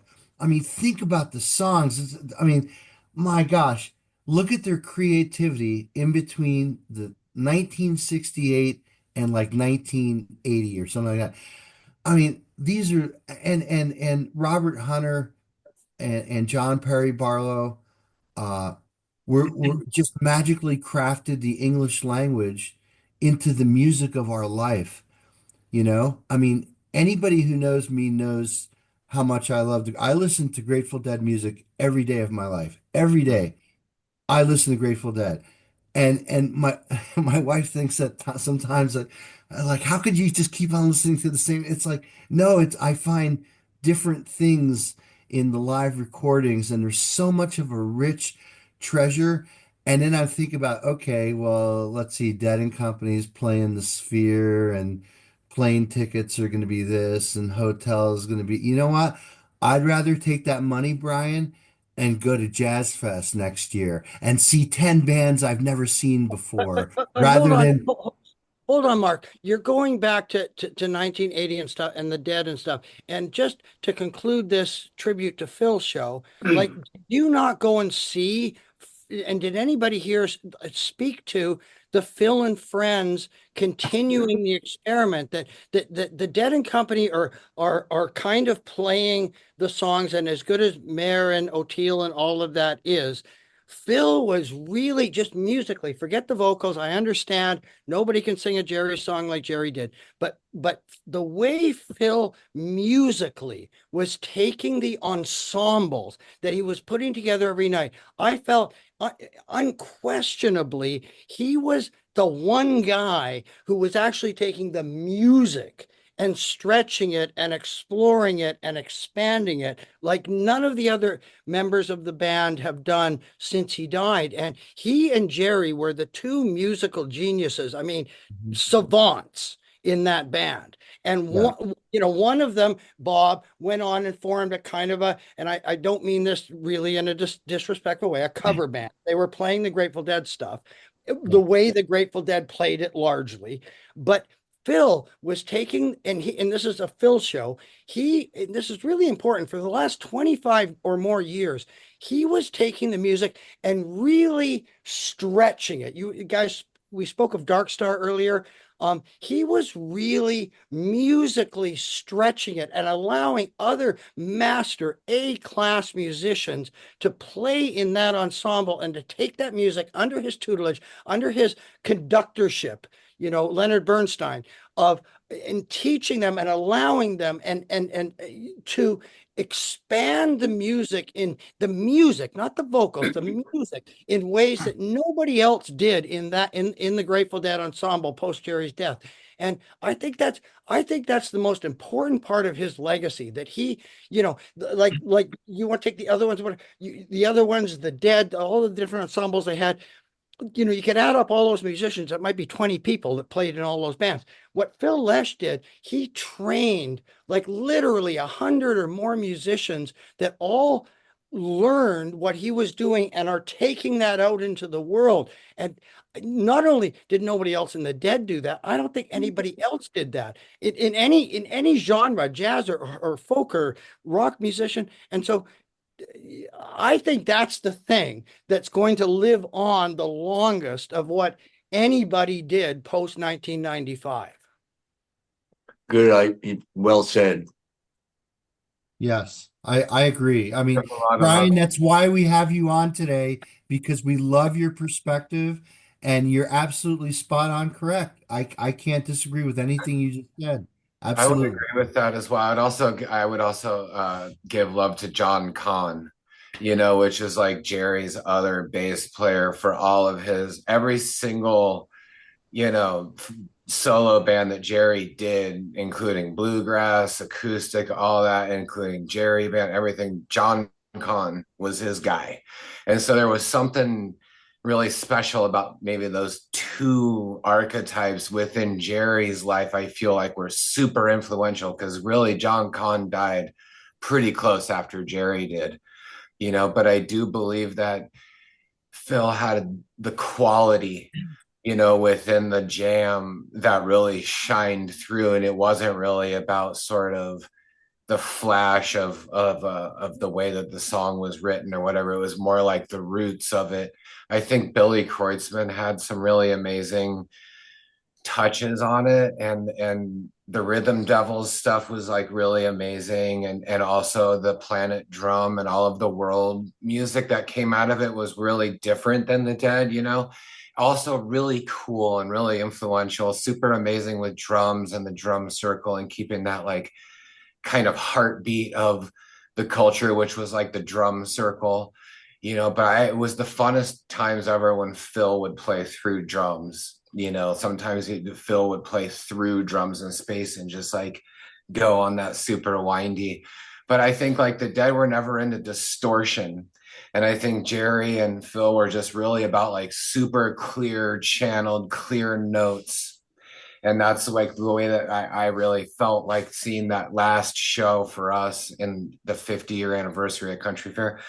Really was kind of like, oh, well, this is what I would hope would happen to like the Dead music, that it wasn't just a cover band. It was like there was an essence to the music, and then being surrounded by all of those like people and the spinners and the dancers, and was like there was like a kind of feeling. I don't even, we don't even, Dave and us, and we don't even go to the Country Fair anymore, and it was kind of like a pastime for us in this moment. So it kind of hit us at a time, and there was like going to Bonnaroo and seeing Phil and Friends with 100,000 people around with the massive big stage, sound was pretty sweet, because most of my stuff was on the West Coast. So seeing like the crazy 100,000 person venue type thing at Bonnaroo was pretty special. And then Phil and Friends coming up and doing that. But it's amazing that he had that kind of influence, Phil did. And to be able to bring that many people together is like, it is something a jazz musician would do. Like jazz music, their whole thing about a jazz bar is just come up every song, you know what I mean? And new drummer, let's do the, new keyboard player. And I love that spirit. And I would also just add that some of the really coolest shows that after Brent died are when Branford Marsalis and Bruce Hornsby played together with the Dead. And there was like super quality jamming. And in some cases, I think probably Vince's best playing was when he was with Bruce. And of course, we wish Bruce would have been the choice for a keyboard player, because that would have progressed the music in a way that I think that us as music lovers would have liked to have seen. Vince filled in like an odd vibe, kind of, But oh man. Well, I tell you what, though, for those of us who were there and lucky enough to see it, I know Brian would agree. Uh, Jerry and Brent had incredible chemistry on stage. Like Like, I had seen Keith play with the band, saw Keith actually play with Jerry Garcia band. Keith never, I mean, there was, and I don't, and I saw a bunch of Vince shows too, and I don't think that Vince ever had that chemistry with Jerry, right, Brian? But but hold on. A, I want to keep this on Phil, but B, what you're saying, it wasn't Vince, it was Hornsby. How Jerry loved Bruce Hornsby, and those times when he would step over to the outcut in the grand piano and play to Hornsby, and he and they, for that 18 months that they were in the band together, I think Hornsby was, at least during that time, Hornsby, who is also a musical savant, uh, you know, Garcia suddenly had this guy who had ideas in the moment, in the split second improvisation of music. And you could see when Jerry would turn to go over to Hornsby and sort of walk up to that, the cut yeah, in the piano and play to Hornsby. Like, to me, I saw them for 15 years from 80 to 95. And um, to me, that was just the most, I don't know, electric beauty, like the smile on Jerry's face, that he had this new guy that was just so, you know, Coltrane level improvisational on the grand piano, that he had that guy to play with. Do you not, what do you think about that? About the yeah. horns? Well, so in summer '88, summer tour '88, Hornsby and the Range warmed up for Dead actually had opening acts. They had opening acts like in 80, no, yeah, Just for the stadium shows, just the stadium. right. But so I think, and the funny thing is, like, I want to say it was the place in Ohio. It was Buckeye Lake, yeah. So Hornsby would come out, and all they would give him would the squeeze box, and for Sugar he would come out and play the squeeze box, and it's like, give that boy a grand piano. And so I remember at RFK in '92 thinking, man, can't they just go to your local, piano store and get this guy a piano? They got him up there with the squeeze box. But even with the squeeze box, right, Brian? I mean, you're right. Hornsby had a certain musicality that immediately made the connection with Jerry, right? And I don't think that was ever there with Vince. And so you're absolutely right. When you had Vince and Hornsby there, but imagine being Vince, man, being, oh my God, wait, you guys, you just hire me. Now you bring in this big guy. And Hornsby had a couple hits, right? He was doing his own thing. And I'm sure it must have been, really, I mean, it was just, we saw Now it had on Ornate stage. Coleman. Ornate Coleman, a really amazing Yeah, that jazz was '93, improviser. right? Yeah, that I was was there. also just kind of like a lot of the hippies are just like, whoa, what's up with Ornate Coleman? And you just get into this whole crazy, amazing fusion world and everything. And the New York, the Chinese New Year shows, Mardi Gras shows, were super fun. Yeah, You the know, Bay Kaiser. Area. Yeah, just those shows, were also really fun, during those times when they would kind of go into like big jams and have parades going through. Oh yeah, well, Bill Graham loved that spectacle of the Chinese New Year's and all the New Year's, coming in on a big joint or being Father Time. I mean, the spectacle of that was always incredible to behold. But just to go back to what we were talking about with Phil and Friends. I can totally relate, Brian, because I know a couple of those. I know Rob Baracco. I know Stu.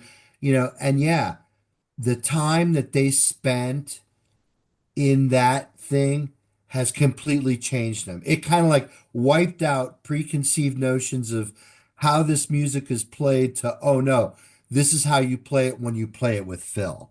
And when you play it with Phil, you're playing it with the guy who invented the instrument, as far as I'm concerned. And you know what's really cool, Brian? I saw this the other day. I saw there's a interview up where Phil credits Jack Cassidy of the Airplane for adopting his melodic runs and kind of like, I guess, the counterbalance of Jerry's melody and the way Jerry would play melody against the harmony, or I'm sorry, the melody of the song, way his lead would be like a second verse or a third verse. Phil credited Jack Cassidy, which I never really knew, but I guess Jack is kind of credited of creating that style of playing bass. That's really cool because Jorma Kaukonen and Jack Cassidy have continued to play all the years as Hot Tuna. And Hot Tuna is like a really cool duo Just to see incredible, yeah. play. And the way that they interact, because they were in Jefferson Airplane and then they kept going. And Jorma Kaukonen plays such interesting chord progressions and very unique styles. And the two of Yeah. them together, He's Jack a student of Reverend Gary Davis. He's a Reverend Gary Davis ragtime guitarist. That's how I would describe Yorma. Right. Absolutely. Yes. so cool to And see. just when you're speaking of the basses, I was just reading recently, since Bill passed it, like Bill like invented and designed the five-string bass for Alembic and then the six-string bass and had them custom built for him. And as I recall, my history is that nobody in rock and roll for sure was playing a five-string bass until Phil Lesh did, and then nobody was playing a six-string bass until Phil Lesh was. So the guy was so hugely instrumental in not just the evolution of the instrument, but in the evolution of the role of the instrument in popular music. And I just think, when we're having this discussion about Phil today, those are just fundamental, facts of history that are going to go on forever. And yes, I totally, nobody could sing a Jerry song like Jerry. And I have since grown an even greater appreciation for his vocal styles when you hear people who knew him well try to sing his songs, and even Phil and Bob can't do that remotely within like 100 miles of how he could soulfully deliver a song. But how Bill Lesh innovated the bass in electric music in the last 50 something years, that is going to be his legacy, that he transformed the bass into from a rhythm instrument into a lead instrument. And it's fundamental. And we haven't really talked about that much today, but so I want to get that in there, that this guy changed an instrument, just as the Grateful Dead invented jam bands, a whole genre of music. Phil Lesh changed bass playing forever. And we need to get that in there. He invented melodic bass playing. Let's just say that. That's definitive. Like there's no arguments at all. And also one thing you guys were saying with Bruce Hornsby, that's why he was such a good fit. It's because he's a melodic player, and melodic players fit with root players like Phil, that is a melodic root player that holds and locks down the room. It's the kick drum and the bass that holds the room down. Right. So that's, he controlled, whether we all understand it or not, every move throughout the night.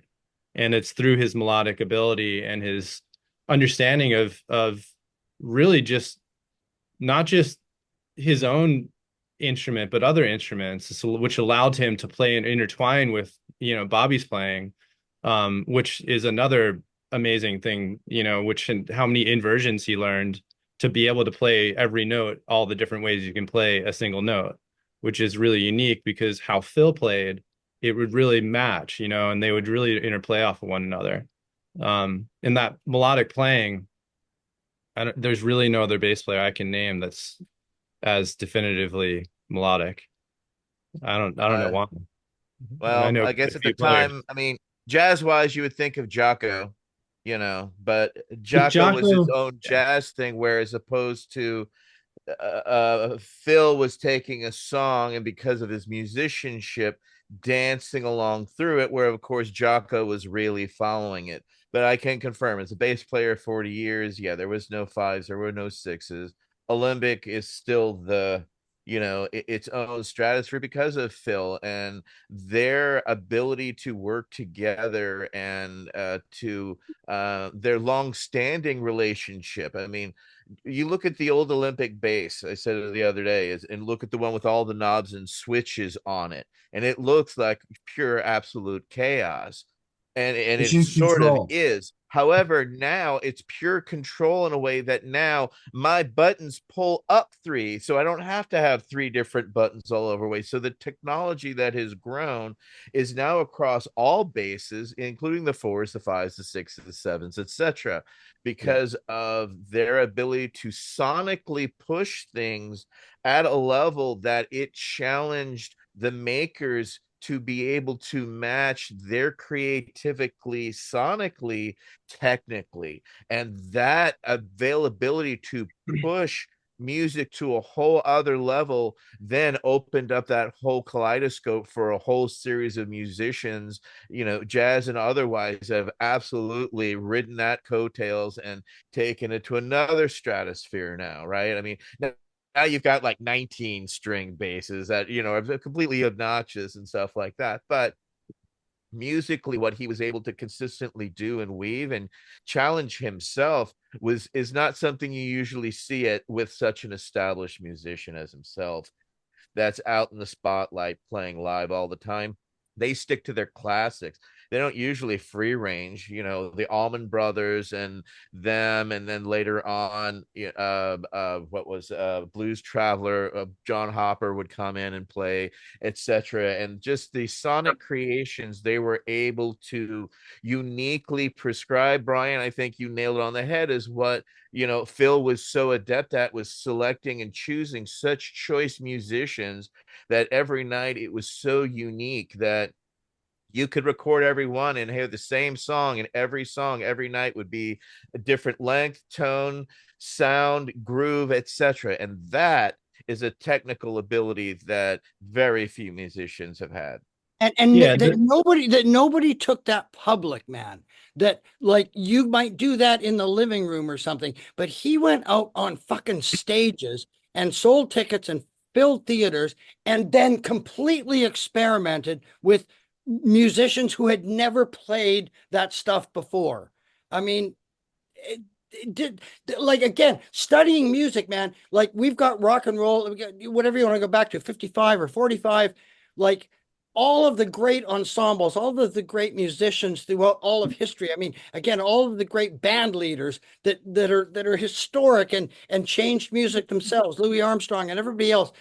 They didn't go out night after night with a different ensemble. They picked some great cats and then they took it out. Miles Davis, Hot Five, and all the rest. This guy went out there. He'd do 6 nights at the Capitol Theater and play with 6 different ensembles, like in front of a paying audience of 3,000 people. Nobody, please, anybody, I've been looking for this for years. Anybody correct me if I'm wrong. I can't find a musician in any genre who ever did anything remotely like that. Well, And so, part of the reason why that can happen, Brian, is because they have this incredible songbook that brings musicians and I together. Let me tell you what I was doing last night. So Trey Anastasio's brother-in-law, Kevin Staitzer, just turned 70, and he had a surprise, well, not surprise, but a party at his venue here in Essex, Vermont. And I played Grateful Dead music with a group of people that had never played together in front of an audience. But what brought us into that room is we all know the songbook, right? We know these songs. Those of us who play Grateful Dead music, it's part of what runs through the blood of our veins. And it's so cool that Phil can do that because people have learned that genre, and it deserved its own XM channel. It really deserves its own record bin. I mean, you were saying before they didn't even have a label for the Grateful. All of the Grateful Dead music, including Jerry Garcia Band, Old and in the Way, Kingfish, and then all these other new projects that have come up ever since. I mean, deserves its own category. And like we said, just about Grateful Dead cover, I mean, it's just so wonderful when musicians, maybe without the rehearsal required to play in front of an audience, can get together that night spontaneously and do an interpretation of these songs that we've listened to forever, right? Completely new. Well, Completely new. what's really funny is like, as a young musician, I was like drilled in my head, you got to learn the real book. The real book's still everything you got to learn. And the real book is exactly what you're saying, but the real book of the Grateful Dead. And you know what I mean? And it's really funny because like it's so real in such an awesome way. I, wanted to say one thing you were saying about Phil. It's, the listeners should understand that a six string bass allows you to have an extra low B string, an extra high C string. What that really allows you to do is it gives you this superpower as a musician to play things that weren't meant for the bass at all. And you can go far beyond what the bass is meant to do. And that as we're sitting here talking, I had this epiphany. I was like, oh my gosh, that's so crazy. Because I was just listening to the other one the other day, and he was doing things. Bill was literally doing these runs on his bass that I was like, how's he doing this on his bass? Because it's not technically something you play on a bass. And it just all clicked at this moment. So that pushing his own ability and his instruments and his tools, so to speak, and his tool belt allowed that to happen for us. And that's really unique. Brian, I didn't realize that he was so involved in creating his I know all about his gear, but I didn't realize he was, like Trey, sitting down with his maker, trying to get different tonality, different frequency ranges, so he could go out and have his sonic power. That's really unique. It's really cool. Let's call this a podcast episode Sonic Power. Yeah, I mean that's a true Phil. Absolutely. Listen, I was we're getting towards the end. I don't mind going a little bit over because I kind of wanted to finish it with maybe one more story from Courtney about Phil, a specific Phil engagement or experience that you had with him, or really anything in the Phil department. Right. My best times with Phil, of course, was in Marin County. And there was a bar right by the Sleeping Lady in Fairfax. He lived nearby there, and for a while I lived in that little hamlet, and we'd meet up at the bar. He'd like to just hang out with the natives, so to speak, the local folks, and just be in the mix with the regular people. He never went off into that pitfall of big ego or stardom or any of that stuff. He was always just the regular man, quietly doing his extraordinary stuff. And I do remember that I had a lovely Mercedes that was just such a great car. And he had this young girlfriend that was just, I said, let her drive. We'll just go roaming throughout the county and just shoot the shit. And just free rolling and chatting and about everything. And it always kind of came down to acoustics, resonance, and the way the sound moves through your body. And of course it can be a weapon, but can also be glorious. And he was always right. He'd play along that edge of experimentation to have big sound that really moves you without it being disruptive to the body, to the body cells. And that was one of the most outstanding things that I remember. I mean, since he's been Phil and Friends, I've been kind of outcast from the United States, and from my somebody fingered me for growing indoors, and I ended up having to do time, and then ended back in Canada because I was kicked out of the United States. So I didn't get to see Phil and Friends, which I'd love to have done, because I so appreciate everything you've all said about, that his extraordinary uniqueness and addition to music. But I just honor and cherish the times that I have had with him, apart from concerts, of course. And he's truly unique and wonderful and honorable person. And thank you. Awesome. Well, thank you for sharing, Courtney, and thanks for coming on today and just telling your stories and giving your perspective. It was definitely very awesome. Appreciate you as well, Brian, for coming on and sharing your vast knowledge of the Dead and all things Phil and your passion. I can taste it. It's palpable. It's awesome. So appreciate that. Really, thanks everyone. Thanks Dragonfly Earth Medicine and Mojave and Dr. Mark and Etienne and Colin and Michael, who we didn't actually get to hear from, or Brian. Wade, if you want to finish it off, you're going to get the last sentence of the show, or paragraph or page or whatever you want to say, because we got mad love for you, Wade, and we appreciate you. So yeah, we'll let Wade finish it off. And I'll just say now, may the full melt bless your bowl sooner than later, everyone, while you're listening to a tasty Dark Star with Phil dropping the bomb. Go ahead, Wade. What a wonderful stroll down memory lane. All those references to San Francisco and to Eugene, Oregon. It's funny, I never got deeply involved with the Grateful Dead. I did get to know the Family Dog and Chet Helms and some of the shows that they did. The Sons of Champlain, for example, was one of the last music shows I saw down in San Francisco years ago. And yeah, I'm doing actually pretty good.